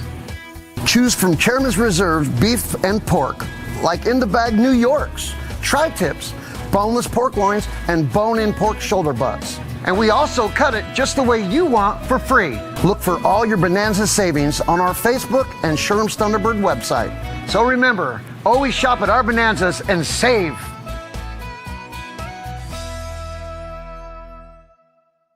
Now's your chance to stock up for fall with Sherm's annual sale now through October 14th. Save on many items including canned goods, juice, pasta, and more. Grab a whole case of essential everyday canned corn or beans for $16.98. That's just 70 cents per can. Campbell's tomato or chicken noodle soup, only $25.98, just $1.08 per can. Or Hunt's spaghetti sauce, $11.48, a low price of 96 cents per can. Stock up for fall with the Sherm's Case Goods sale at all Sherm's stores. All right, buddy. I love you, man. I know.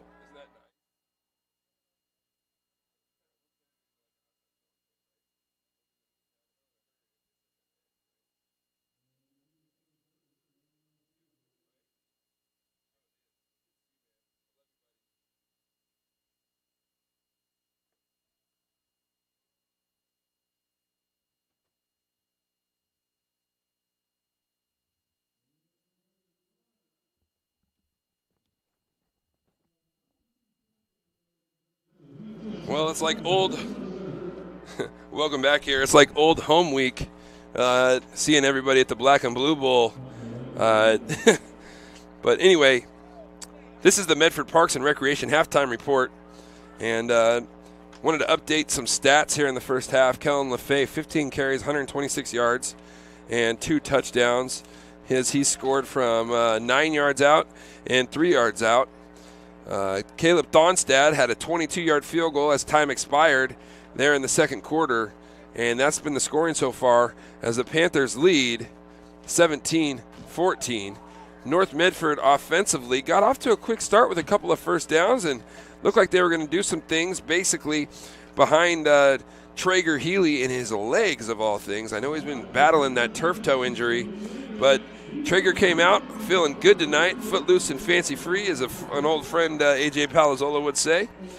But he did a nice job running the football and then got himself into a little bit of trouble on a second, third, fourth effort after he broke a tackle, and kept his eyes downfield, tried to find Brady Patterson, but Elijah Ingram really bursted on the ball, got downhill on the football in the air really, really well, made a great play on the ball in the air as they got that interception. And then South Medford offensively, after they've gotten the football, have been dynamite in the run game. And they've only thrown the ball one time. McConnell Brown is 1 of 1 through the air for 5 yards, hooking up with Wes Boyd. But it's been 1, 2, 3, 5, 7, 14, 21, 22 plays for the Panthers to only 10 plays for the Black Tornado. And South Medford, because of that, is up now 17-0. Remember, South Medford will get the ball coming out here to start the second half. And if your head coach, Bill Singler, it's got to be more of the same, right? A lot more of the same, a lot of running the football. Let's be aggressive. Let's be physical. Let's break their will. I'm sure that's what Coach Singh is talking about in the halftime with his boys as you see the Panthers now trot back out onto the field. And if you're Coach Chin and the Black Tornado, I think the first thing you got to do is talk about defensively. We got to get a stop. We got to make a stop. And if we can make a stop, then we got to find a way to get a first down. And once you get your first down, find some momentum, try to get that second first down, and ultimately try to get in the end zone. It's got to be one play at a time, though, for the Black Tornado to get back into this thing. It's not unheard of that a team would come from behind from 17 down. We've seen a lot crazier things happen, especially in this game over the past 10 years. I remember the Panthers being down, 18 points in the fourth quarter and coming back and winning that game. So anything can happen. And if you remember last year, it was North Medford in that final state championship, that B state championship, as they got the job done after they were down 7-0 at the end of the first quarter and came back and won convincingly in that last game of the season last year in that state championship. Here come the Black Tornado on the far side of the field. And they're trying to find some energy as they have one half of football left in their season. And haven't seen Quinn Scott yet. So let's see, what Coach Chin wants to do. Quinn Scott was the last guy out of the locker room and to the sideline and has a football in his hands. Will it be Traeger Healy? Will it be Quinn Scott? We won't know until after the Panthers' offensive possession, though. Remember, they start with the football as the Black Tornado received the ball, the kickoff in the first half as they won the toss and elected the ball. Looks like Quinn Scott, though, warming up as maybe it'll be the junior who gets the call. I haven't seen Traeger Healy yet. I'm looking for number 2 out there. Haven't seen him yet. He's got his helmet off on the sideline. So that might not be a good sign for the Black Tornado. And if you don't think that, you think, oh, how bad can it be? It's a toe injury. No, it's a very, very painful injury, So he's just battling his heart out there. And God bless him. He's his senior year. It's his last game at home. And I'm sure he doesn't want to be out of the game. So I know that he doesn't want to be out of the game. He's a great kid, good football player, even better kid. So he's going to go ahead and throw a couple now, and very gingerly on his toe. And that's one thing about the halftime is it can kind of, get a little tight in there. You don't keep it warm.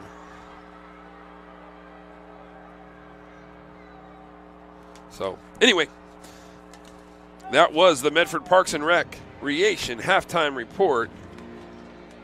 South Medford dominating here in the first half. Let's see if North Medford can get something going here in the second half and make a contest out of it.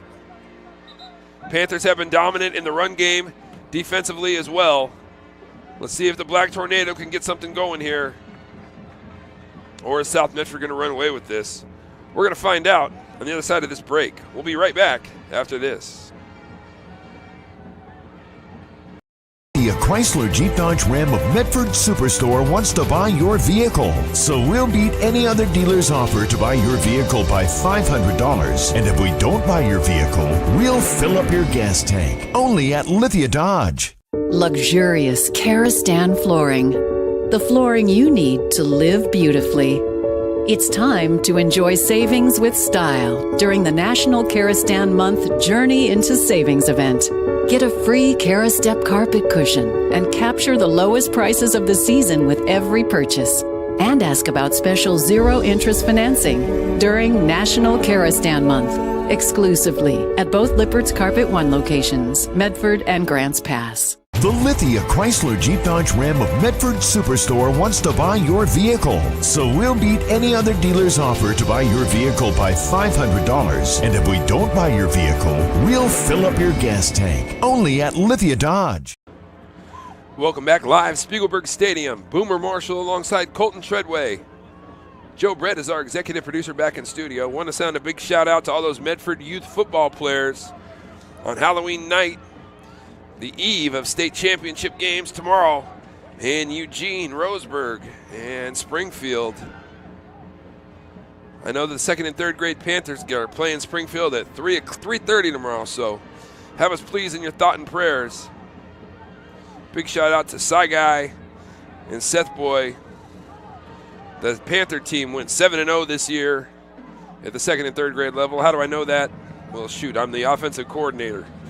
And the chief, Dan Marshall, our head coach. So I wanted to send a shout out to them. Great job. And the sixth grade team also won the local conference championship. Good job with head coach Leo Brown, McConaughey's dad, and McConaughey's little brother Mana, and LaFay's little brother is also on that team. So good job, Medford Youth Football. Good luck to all the Medford Youth Football teams tomorrow in Eugene.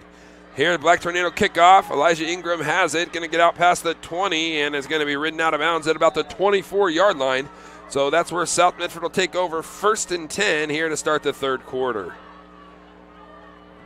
Panthers have done a nice job mixing the run, whether it's been, I call it GT counter. When I say GT counter, that means guard pulling, tackle pulling. Whether it's ISO, downhill, out of the pistol, or when they get into that wildcat and they can run fly sweep or jet sweep one way, and then they have downhill running capability with the big fellow Wes Boyd, or they'll fake fly and then they'll run counter back to the weak side. Whatever it's been so far, and Toss has been working also out of this pistol formation. Wes Boyd is there, and LaFay's in the pistol, and LaFay is going to pick his way out to about the 31-yard line.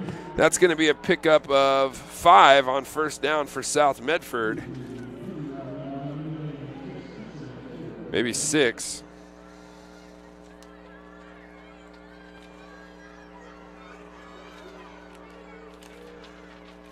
We'll call it 6.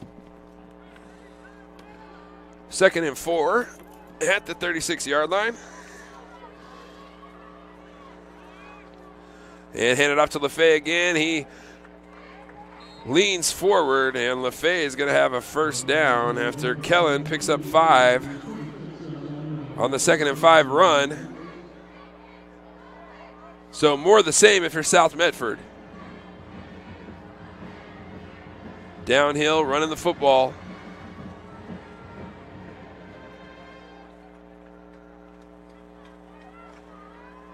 Panthers break the huddle. Ingram and Sammy Huxtable at the top of your screen. Pistol formation, Boyd to the bottom of your screen. Elijah Baines, the receiver, also to the bottom. Hand it off. A little power play up the middle. LaFay does a nice job getting north and south. And Kellen's going to have a pickup of 7 on first down.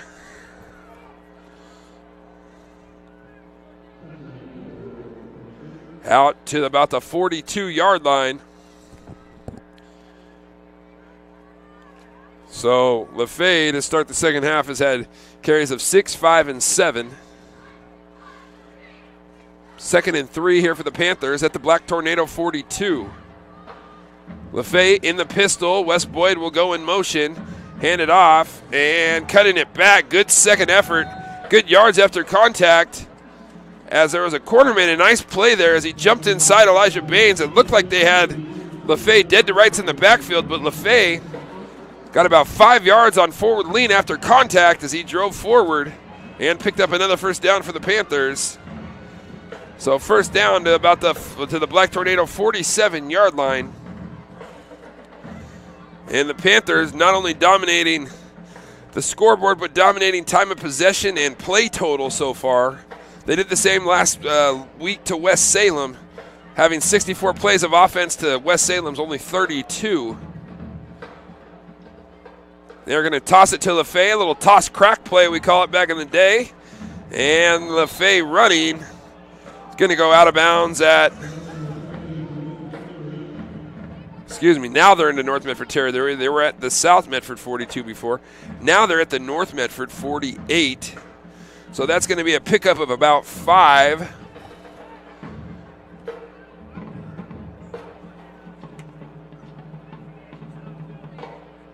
Is that Trainer down there? Was that Helena?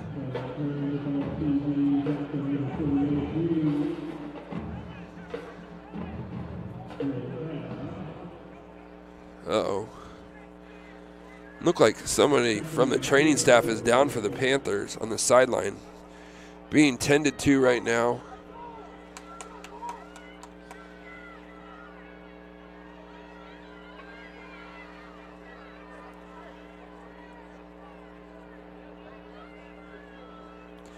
So that's going to bring up 2nd and 5. As Lefty got another 5 yards on first down. I call him Lefty. His dad's old slow pitch softball player. We used to call him Lefty. And LaFay breaks a tackle out to the 40. Still driving. And it's going to be brought down at the Black Tornado 36. A pickup of 12 for the senior.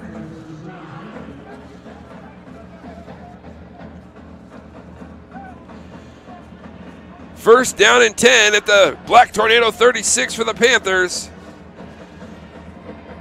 To start the second half, it's been LaFay on 6 carries in a row on totals of 6, 5, 7, 5, 5, and 12. And the senior is adding to his total from the first half. He had 126 on 15 carries and a lot more of the same. Now they're going to put Brody Roberts in. And the Black Tornado jumped off sides into the neutral zone. So Panthers are going to go ahead and have now first down and 5. I think that's the Black Tornado first penalty, though, of the game. So Coach Chan got that cleaned up from last week. They got the win, but had to overcome a lot of penalty yards. And first one there, so you got to take that if you're Coach Chan. Here's a little GT counter play. And Boyd going to lead forward, and Wes is going to have enough, I believe, for the first down, as the senior fullback will pick up 6, and another first down for the South Medford Panthers.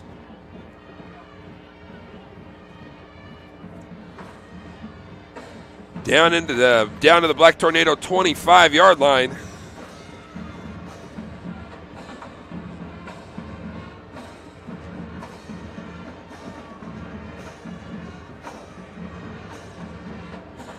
Panthers getting the play in the huddle.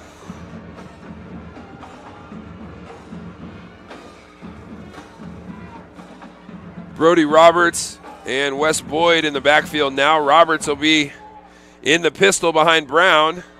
Turn handed off and a little stretch play. Boyd able to get the block at the point of attack. Roberts will turn it up and Brody will pick up 4 on first down, so good carry.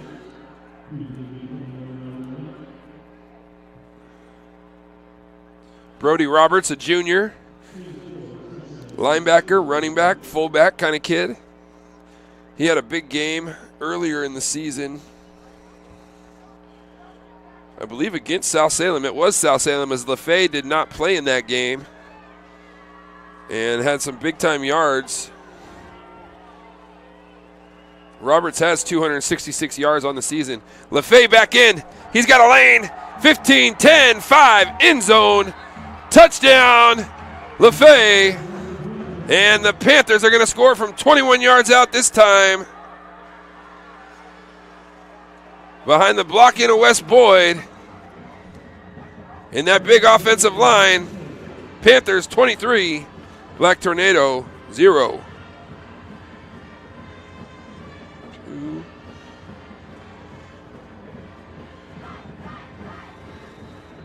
33. 61 yards on that drive for LaFay. Will put his total at 196 on the night. And field extra point is up and good. And the Panthers now lead 24-0. We'll take a quick break, and we'll be right back after this here live on Table Rock Sports. Discover the Crater Advantage at Crater Car Wash today.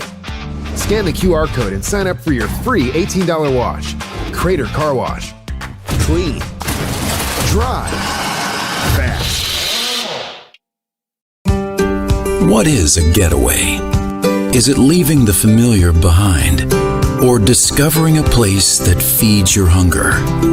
Where passion sings, food is a culture, and every performance demands an encore. So let the journey be your destination. Then feast your eyes and nourish your soul in Southern Oregon. Your reservation starts when you travel Medford. Discover the Crater Advantage at Crater Car Wash today. Scan the QR code and sign up for your free $18 wash. Crater Car Wash. Clean. Dry. Fast. Welcome back live. Oh, you got to hit that button again there, Colton. There we go.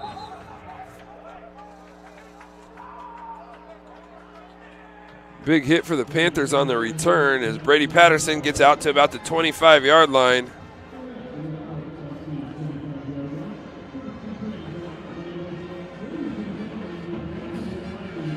Let's see who it is. Is it going to be Traeger Healy, Quinn Scott?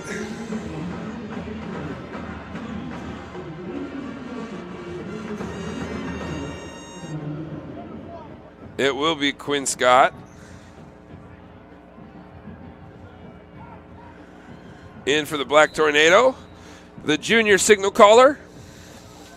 His first action in the Black and Blue Bowl. He turns and hands off to Vailuau, sorry. And Sampson has a nice run out to the 33-yard line and a pickup of 9.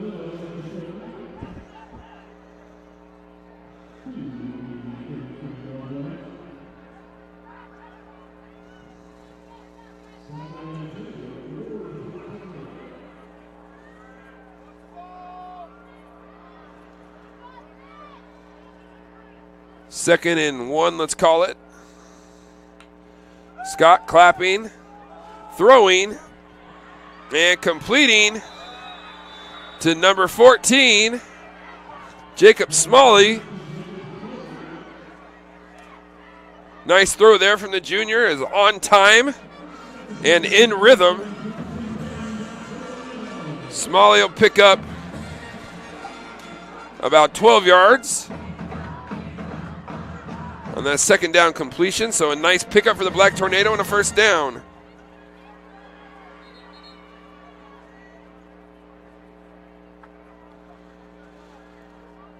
First and 10 at their own 42-yard line. Here a little fly sweep motion. Vailuau running, rumbling, bumbling, stumbling. The big fella getting downhill in a hurry. And Sampson's got 9 more.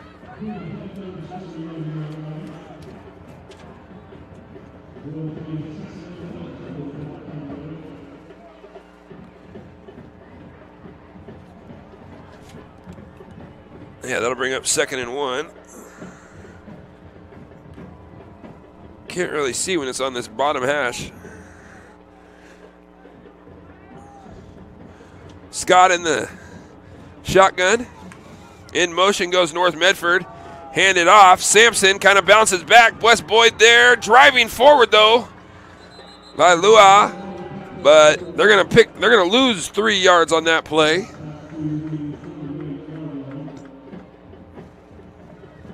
That'll bring up third down and about 4. Probably 4 down territory here for North. Still just a 3-possession game. They got some, a little bit of rhythm going offensively now. Got that first down. Moved the sticks, completed that pass. See if Coach Chin opts to go back to throwing it more downhill. He didn't probably think they'd get a negative there. Nice stop by that defensive front for the Panthers. So Brady Patterson's going to go at the bottom of your screen.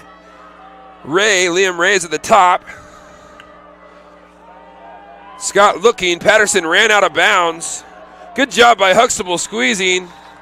Didn't really have any place to throw it. Huxtable, a big physical corner. And did a nice job there. And is North trotting out the punt team? I think they are. Remember, Patterson has the ability now to throw it, run it as the punter.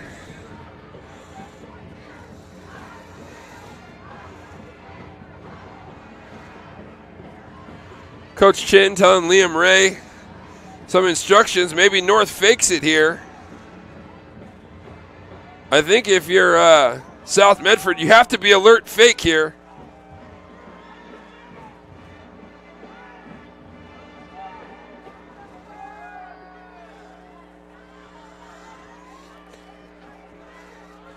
A lot of communication going on. I've been watching Ray. High snap, Patterson looking, throwing. Incomplete. And the Black Tornado going to turn it over on downs. A nice play there from South Medford's defensive unit.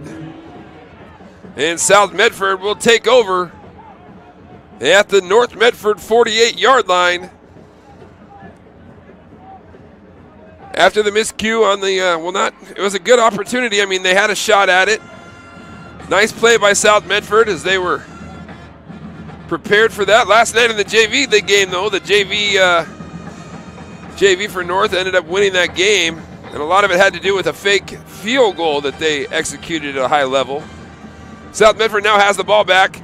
Wes Boyd in motion. Turn handed off LaFay on an ISO play downhill. LaFay makes one miss and going to lean forward. And Kellen's going to have 9 more.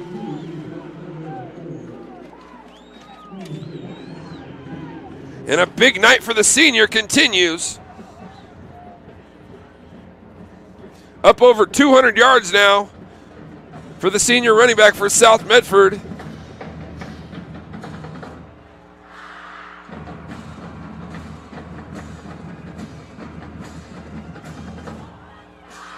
Bunch formation, top of your screen, turn, toss it, LaFay. Kick out, block, Boyd, 40, 35, 30. Ooh, and a nice tackle out there by Brady Patterson. Otherwise, LaFay would have been gone. First down, South Medford on a LaFay pickup of 10 yards. And a nice run on a toss play to the bunch formation to the top of your screen. Wes Boyd at the point of attack, able to kick out that forced defender. And LaFay just scooted right inside that block down the sideline. If it wasn't for that Patterson tackle, it would have been to pay dirt. So the Panthers will move the chains again.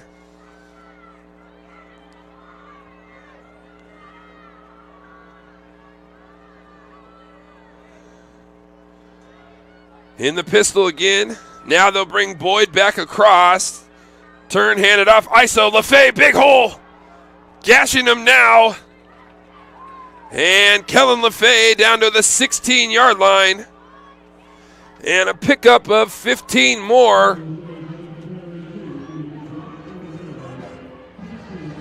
And North Medford having a tough time up front.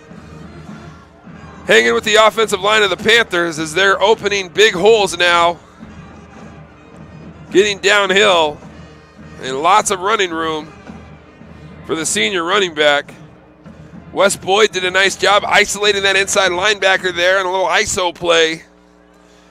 And even though Brown's not under center, still get downhill in a hurry from that pistol formation. Panthers have it. 1st and 10 at the 16. Bunch formation. They'll fake it one way. Brown's going to keep it now. He's got some room. Big hit. Is that Castillo on the hit? It was. Joe Castillo on a big hit. McConnell Brown getting to his feet. There is a flag on the play, however, in the area of holding. For the most part, haven't seen too much laundry on the field tonight, but that one's going to go against the Panthers, and we'll move them back 10 yards from the, looks like the flag was thrown at the 17, so maybe the 16. They'll move them back to about the 26.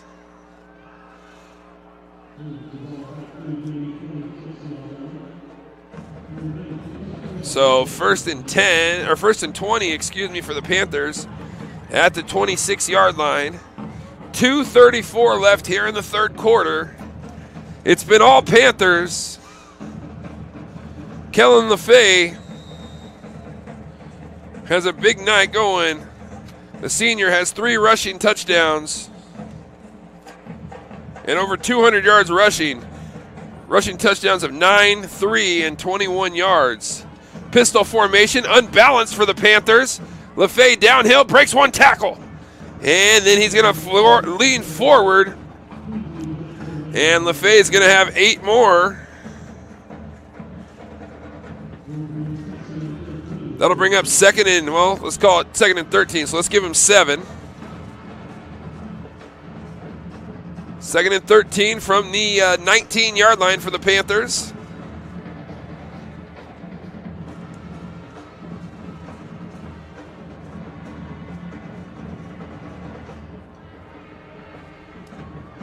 Panthers break the huddle. They're back in that unbalanced look. Probably going to motion Boyd over here. And then riding right behind that left side, here they go. LaFay on the toss play has it. And there's going to be a flag on the play again. This time against the Panthers again. Let's see if Coach Chin's going to go ahead and march him back. Looks like it's in the area of holding again or something there on the perimeter.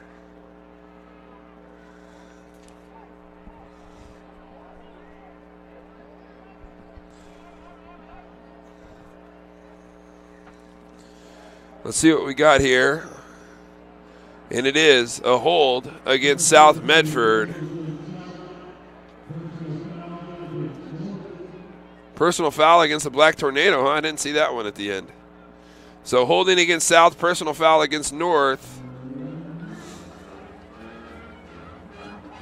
So I think they march them both off.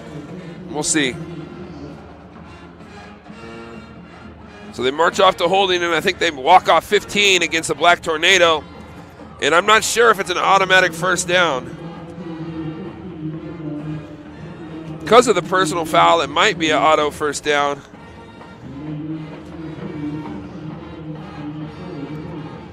Check that. Second and 9, it looks like. Looks like some of the North Medford players didn't like the call.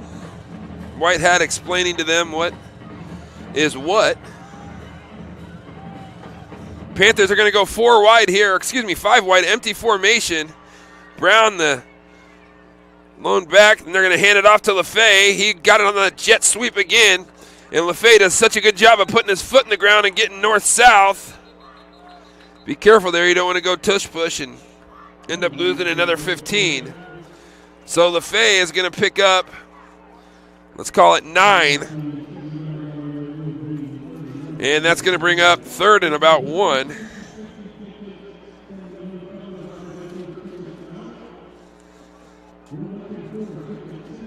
So clock winding down. Under a minute here. 3rd and 1. The Black Tornado 7.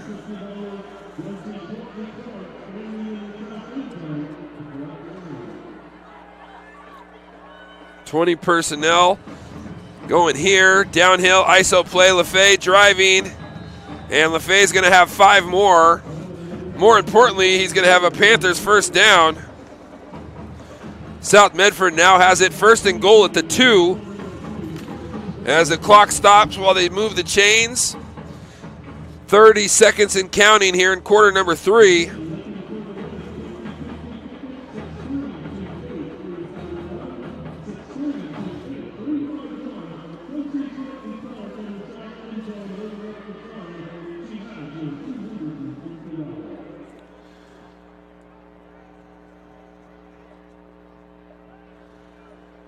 I think that's going to have enough to run the clock out here in the third quarter.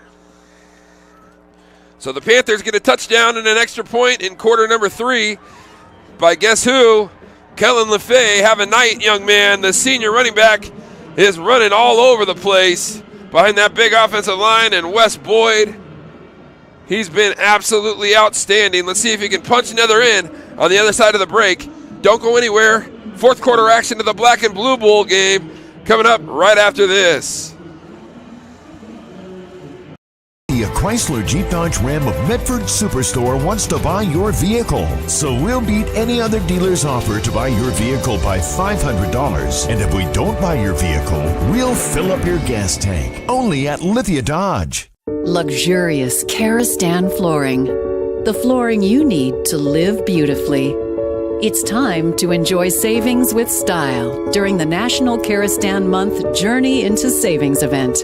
Get a free Karastep carpet cushion and capture the lowest prices of the season with every purchase. And ask about special zero-interest financing during National Karastan Month, exclusively at both Lippert's Carpet One locations, Medford and Grants Pass. The Lithia Chrysler Jeep Dodge Ram of Medford Superstore wants to buy your vehicle. So we'll beat any other dealer's offer to buy your vehicle by $500. And if we don't buy your vehicle, we'll fill up your gas tank. Only at Lithia Dodge.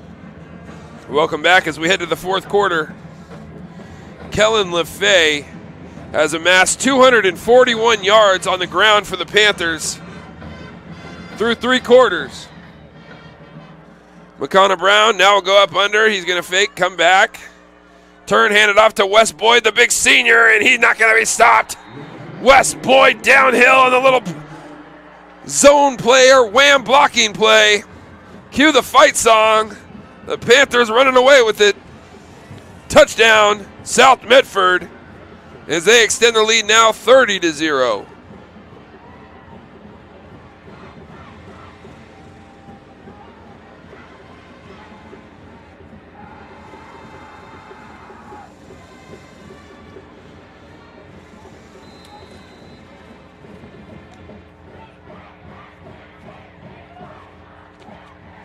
Oh, you get out of there soon.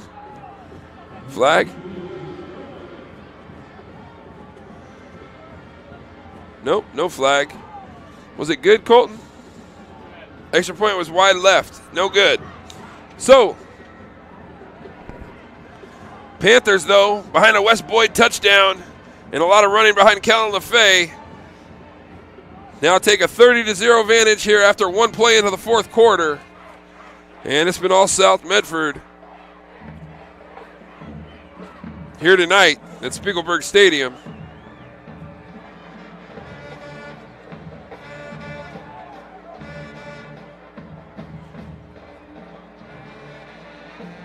Hats off to that offensive line up front, doing the job. And Coach Singh, if it ain't broke, don't fix it. From the jump tonight, Panthers have run the ball downhill and have run it effectively. They've also had a little bit of eye candy in the jet sweep game. They've been able to run the outside zone, the inside zone, ISO, counter, and then the jet sweep. So horizontally, vertically, and North Medford has been unable to have an answer.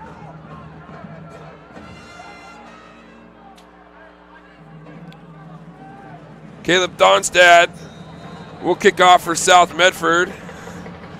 Back to receive for the Black Tornado are 3 different returners. Castillo has it now. Oh, and a big tackle breaking through there. Number 19, Levi Walters. And Levi tripped him up at their own 15-yard line. That's where North Medford will take over, 1st and 10.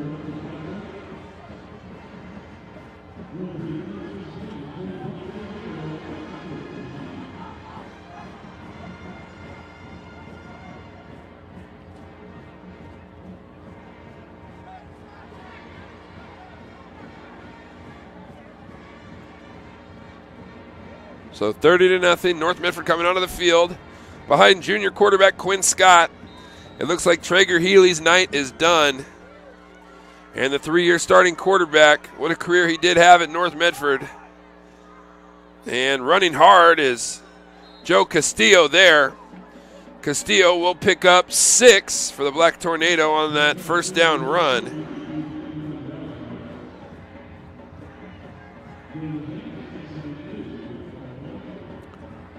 But South Medford, just on plays alone, I would say probably 4-1 on total plays.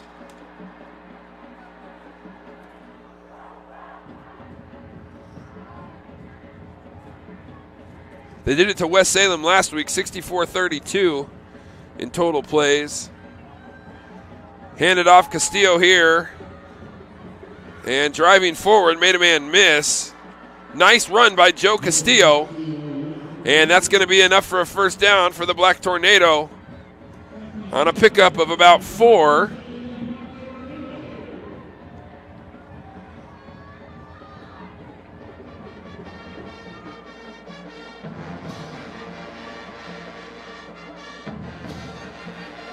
So 1st and 10 at their own 25-yard line.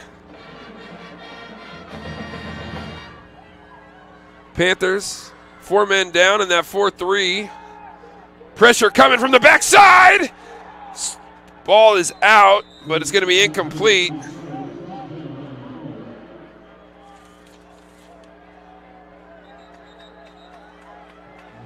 That was number 4, Nick Impasis. And Black Tornado player is down. Is that Quinn Scott? That might be Quinn Scott.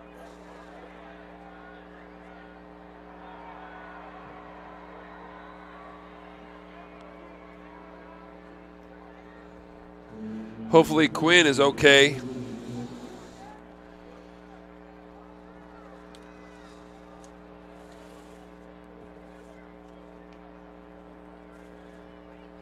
Too bad for the junior. He came in and looked pretty good the last possession, at least for the Black Tornado.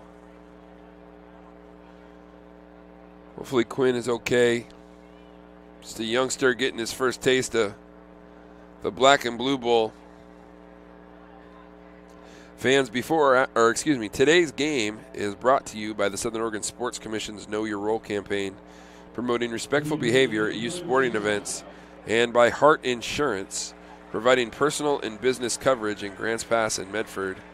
Quinn Scott's going to get helped off the field, and it doesn't look too good as he's not putting any weight on that right foot. So quarterbacks, I know that Brady Patterson has played quarterback in the past. I actually talked to Coach Chin about that yesterday. The other guy they might trot out there I think Patterson is going to be the guy.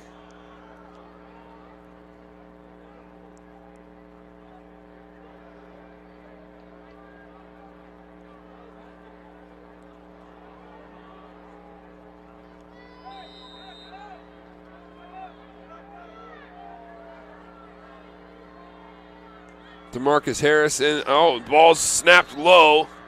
Patterson just has to get back on top of it.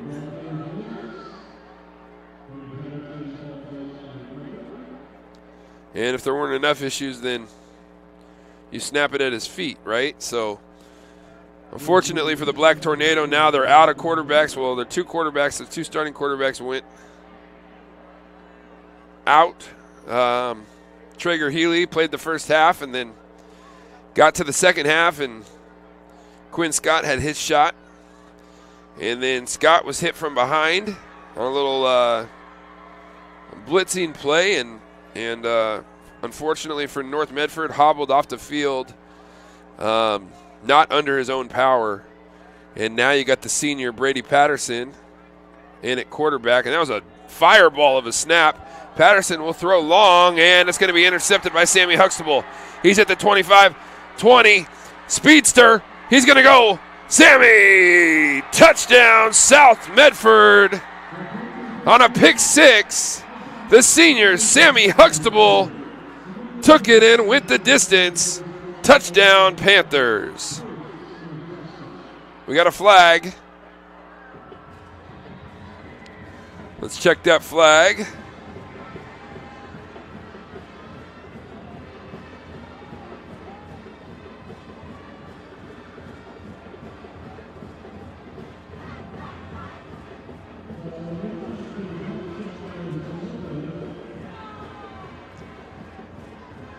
Looks like we have an illegal block in the back, so the touchdown is going to come off. I believe it was after the interception, though. And Sammy didn't need much blocking from anybody there. Its speedster went to the outside and had it. So touchdown off the board. Panthers will have the ball. 1st and 10 at the Black Tornado 40. How much time down there, Colton? 4:28? 9:28. Holy cow.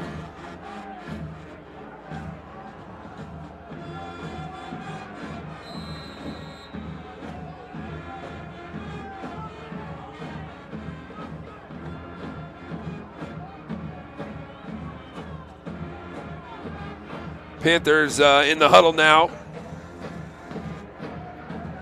Brody Roberts into the game.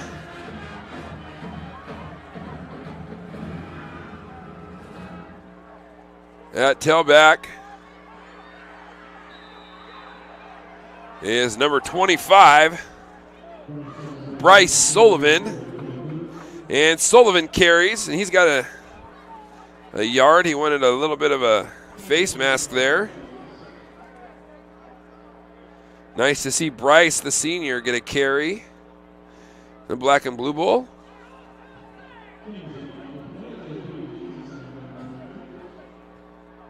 Bryce is one of those kids that was at camp, with the youngsters, a real favorite with the youngsters. I saw him at the South Medford Booster Golf Tournament. Program kid. Nice to see him get a carry here late, in the 4th quarter. Turn, handed off. Sullivan running, and is going to be brought down. He's going to lose a yard there. So that'll bring up 3rd and 10 from the 40-yard line.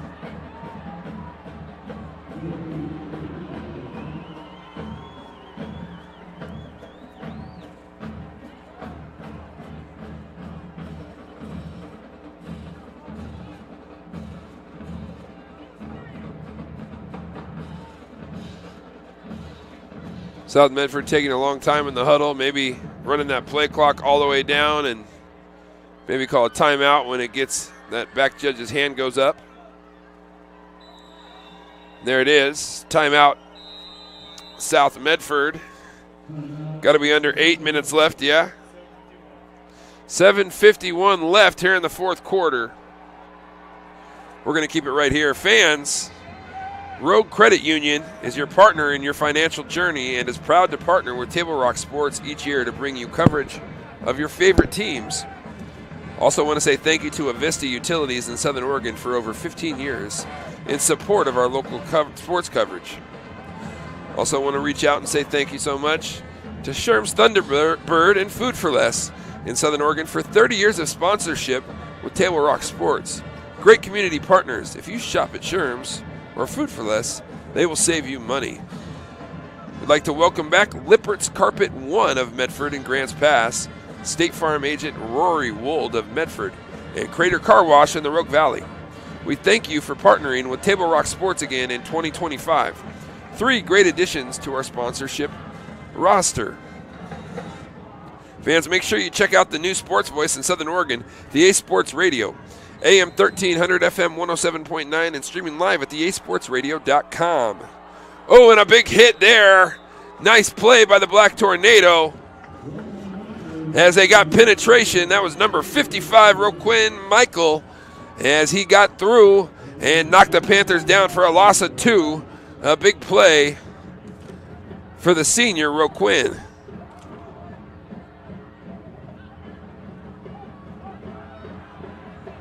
Panthers call out that they're going to punt it here. Clock is running, down under about 7.5 minutes now. Thonstad onto the field. Toughest part of the game is when you're winning or when you're losing is getting the right personnel on the field.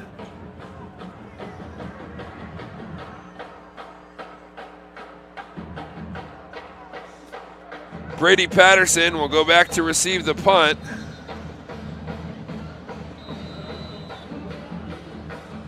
Timeout, North Medford. And I'm going to finish my read. Check out the new sports voice in Southern Oregon, the A Sports Radio, AM 1300, FM 107.9, and streaming live at theasportsradio.com. 5 live NFL games per week, along with NCAA and SOU football action. Weekdays, it's the Rich Eisen Show. Our weekday local show, Tee It Up Southern Oregon with Joe Brett, and John Canzano's Bald-Faced Truth. The Ace Sports Radio. Check it out. Medford is your sports ground where the West Coast comes to play. Visit travelmedford.org/sports to learn more about the many tournament venues, outdoor opportunities, and the event calendar to find out what's going on. Fans, it's been all Panthers here today. 30-0, South Medford leads here in the fourth quarter with just over 7 minutes left to play. Both North Medford quarterbacks have been knocked out of the game. Traeger Healy played the first half, and then Quinn Scott, tough little snap there. Donstad, not very happy about that one, as he kicked it into the student section. Maybe he's trying to offer up a souvenir to the girlfriend or something. I don't know. Anywho, not the best of results there for South Medford. Let's see what North Medford, if they're going to stick with Brady Patterson.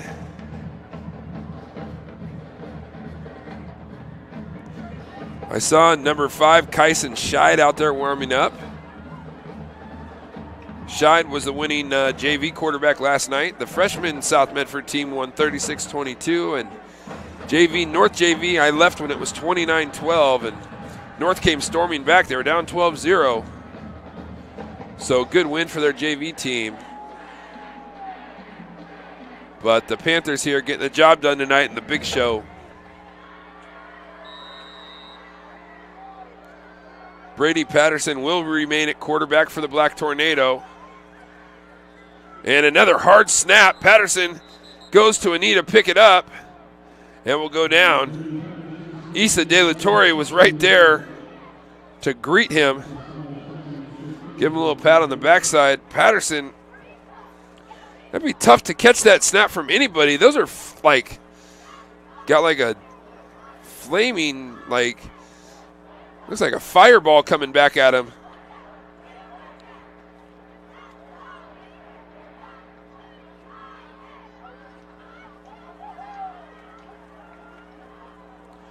So that'll bring up 2nd and long for the Black Tornado. Clock running. Now under 7 minutes. Patterson and Castillo in the backfield. Patterson does a nice job to make that play. Panthers get caught inside. Castillo now has an alley. Break one tackle and out past the 40-yard line, out to the 43.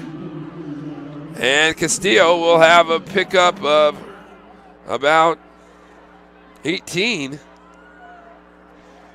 Nice run there by Joe Castillo, the senior running back for the Black Tornado.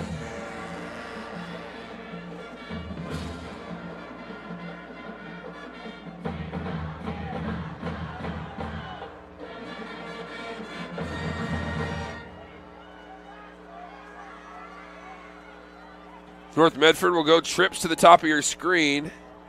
Nub tight end to the bottom of your screen. Hand it off Castillo. And going to have a hole there. Out across the 50-yard line and into Panther territory.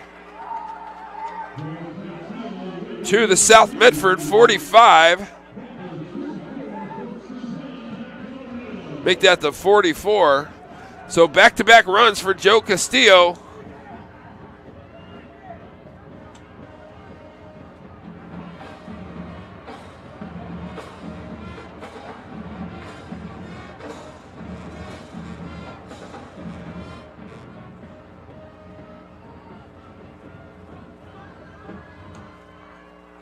Patterson rolling right, looking, second level, throwing, and almost intercepted.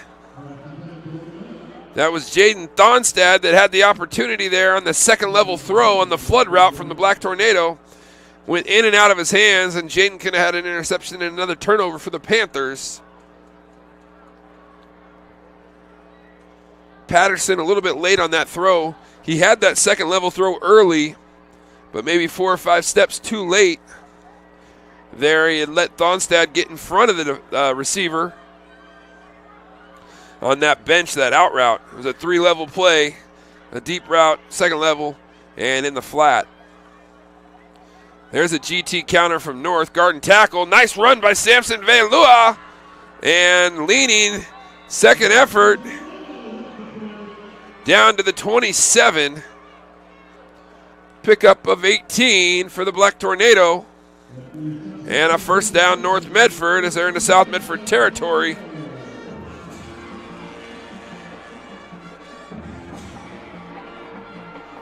Here with 4 minutes, 44 seconds left and counting.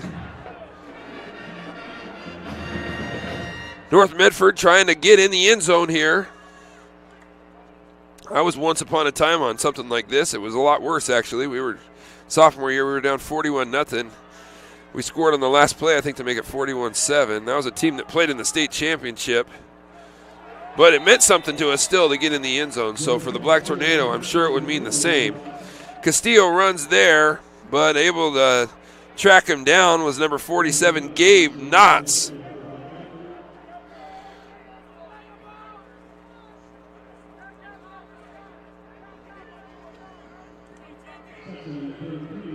Knotts able to keep running and track him down.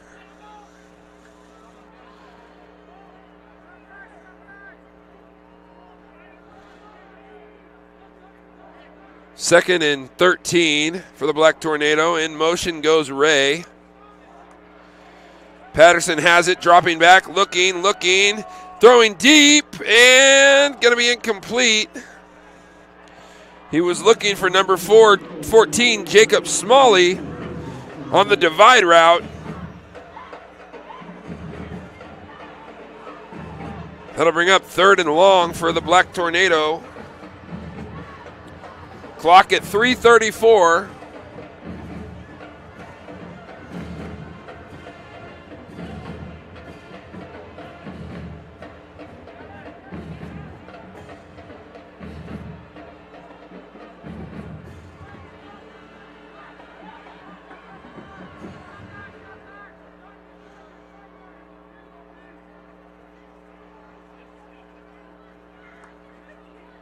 There's another counter play. Castillo has it this time.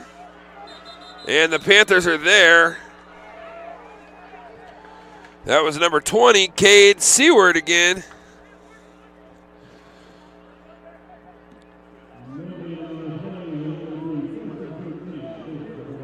No, that couldn't have been Seward, was it?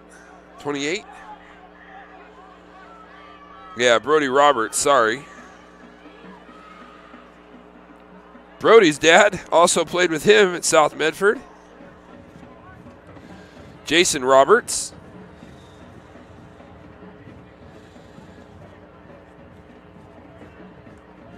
Jason was a tough dude, much like his son Brody. 2:45 left here in the fourth quarter. 4th down and 13. Brady Patterson, the 3rd-string quarterback, in at quarterback for the Black Tornado. Eludes one. Going to throw a ball down the left sideline. Ray is there, but it's going to be intercepted by the Panthers. And that's going to be Seward. Cade Seward. And in retrospect, on 4th and 14, you always got to want to knock it down, but Seward able to get the interception. And the Panthers turn them over again. They'll have the ball 1st and 10 at their own 1-yard line.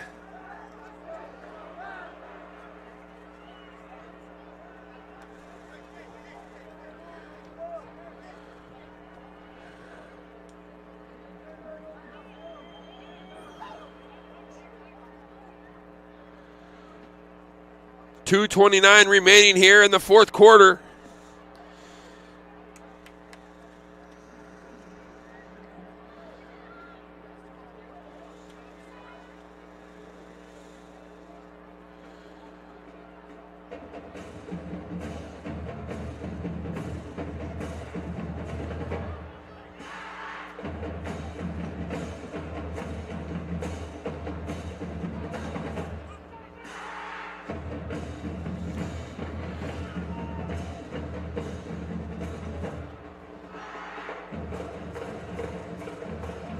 And a quarterback sneak here from McConnell Brown, and Brown's going to run out, get out to about the 6-yard line.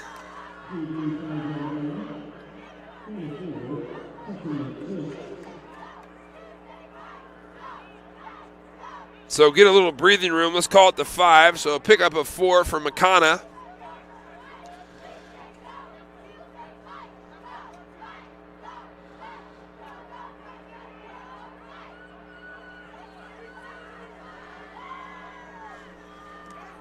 Under 2 minutes now.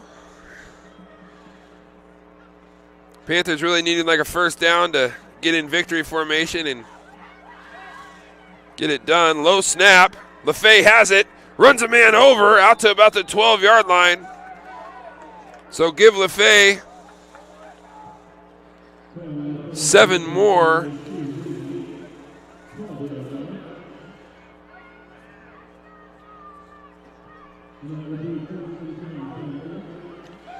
Fans, make sure you stay tuned for the Know Your Role, the Southern Oregon Sports Commission's Know Your Role postgame show.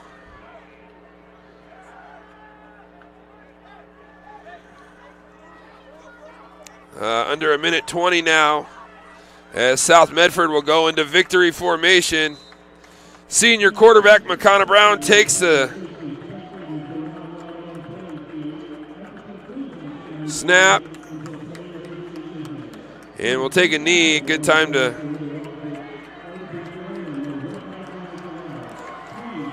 show a lot of class, too.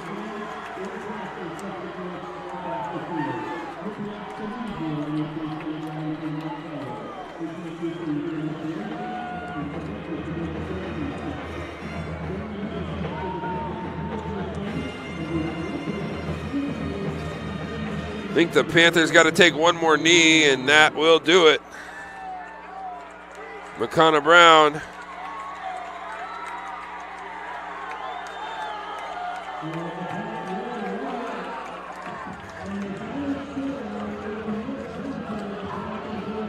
And the South Medford Panthers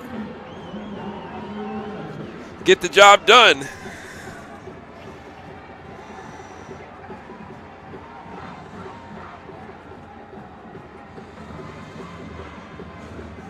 Final score, South Medford 30, North Medford 0, as the Panthers do it in dominating fashion.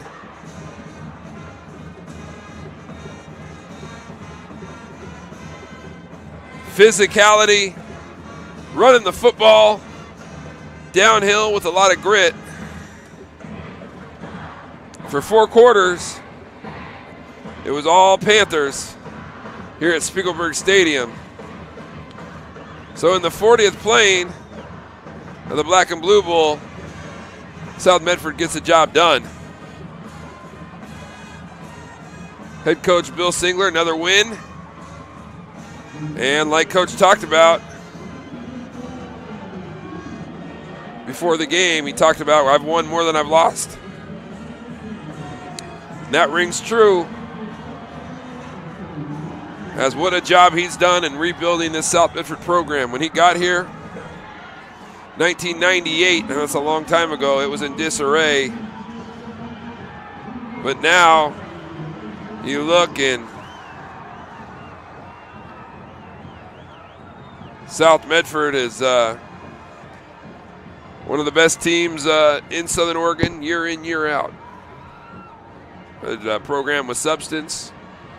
And Coach Singler has done it the right way with class and grace. And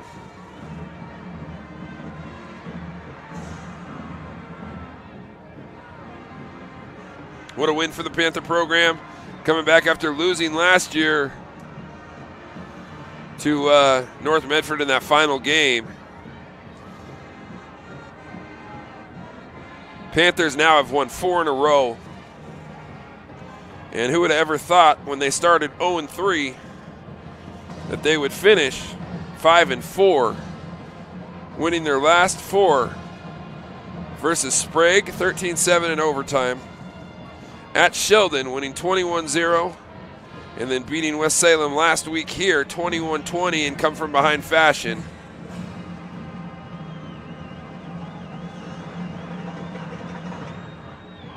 Now they beat the Black Tornado today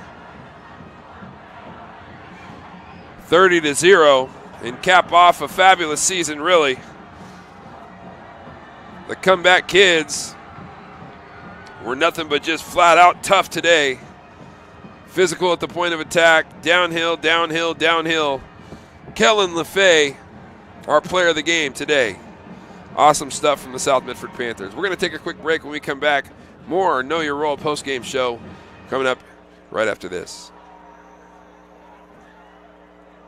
That time of year again, time for our huge truckload meat bonanza at Food for Less. Choose from Chairman's Reserve beef and pork, like in the bag New Yorks, tri-tips, boneless pork loins, and bone-in pork shoulder butts. And we also cut it just the way you want for free. Look for all your bonanza savings on our Facebook and Sherm's Thunderbird website. So remember, always shop at our bonanzas and save.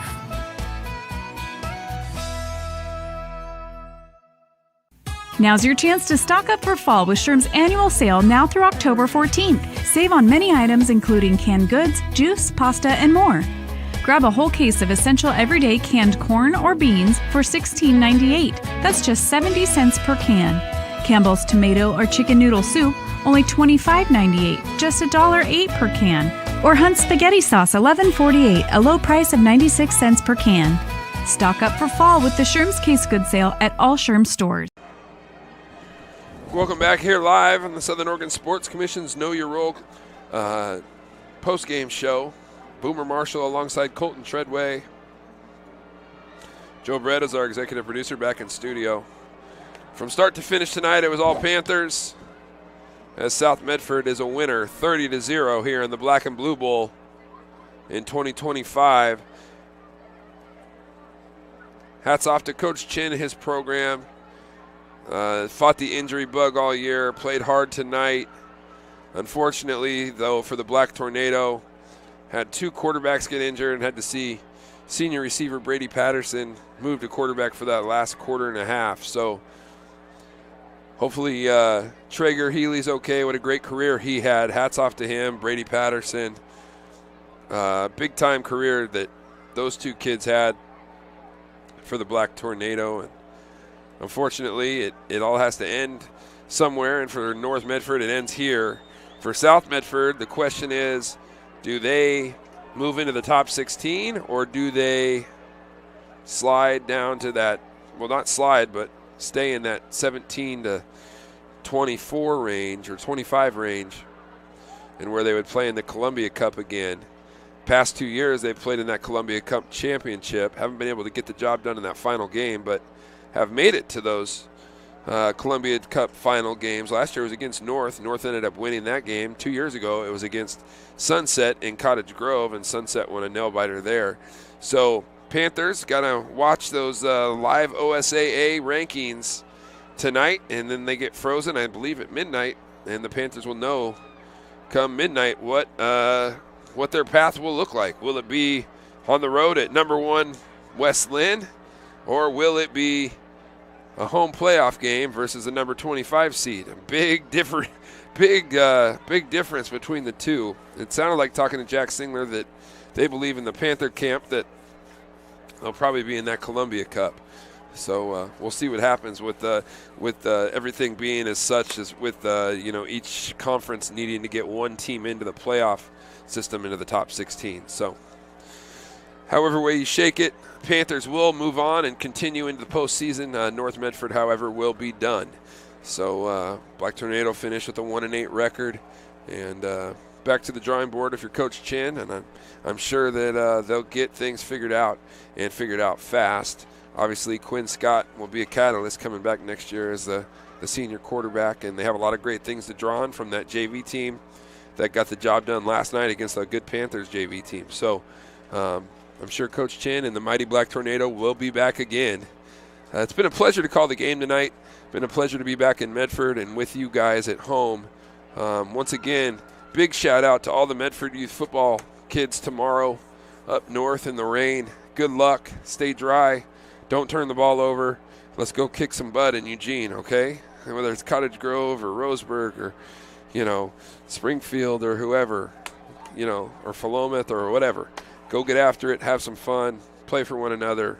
Great to be a part of something bigger than yourself. So good luck to those kiddos. I know that a lot of them and their families couldn't be here tonight because they had to travel up tonight for that tomorrow. So that's where I'm headed tonight. I'm driving up tonight, and we play at 3:30. So anyway, wish us your best. Lots of thoughts and prayers with all of those families that are traveling.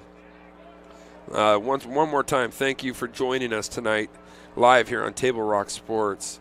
For Joe Brett, our executive producer, Colton Treadway, the guy bringing you those great shots on our camera, I am Boomer Marshall, officially saying thank you for joining us. Good night, and God bless.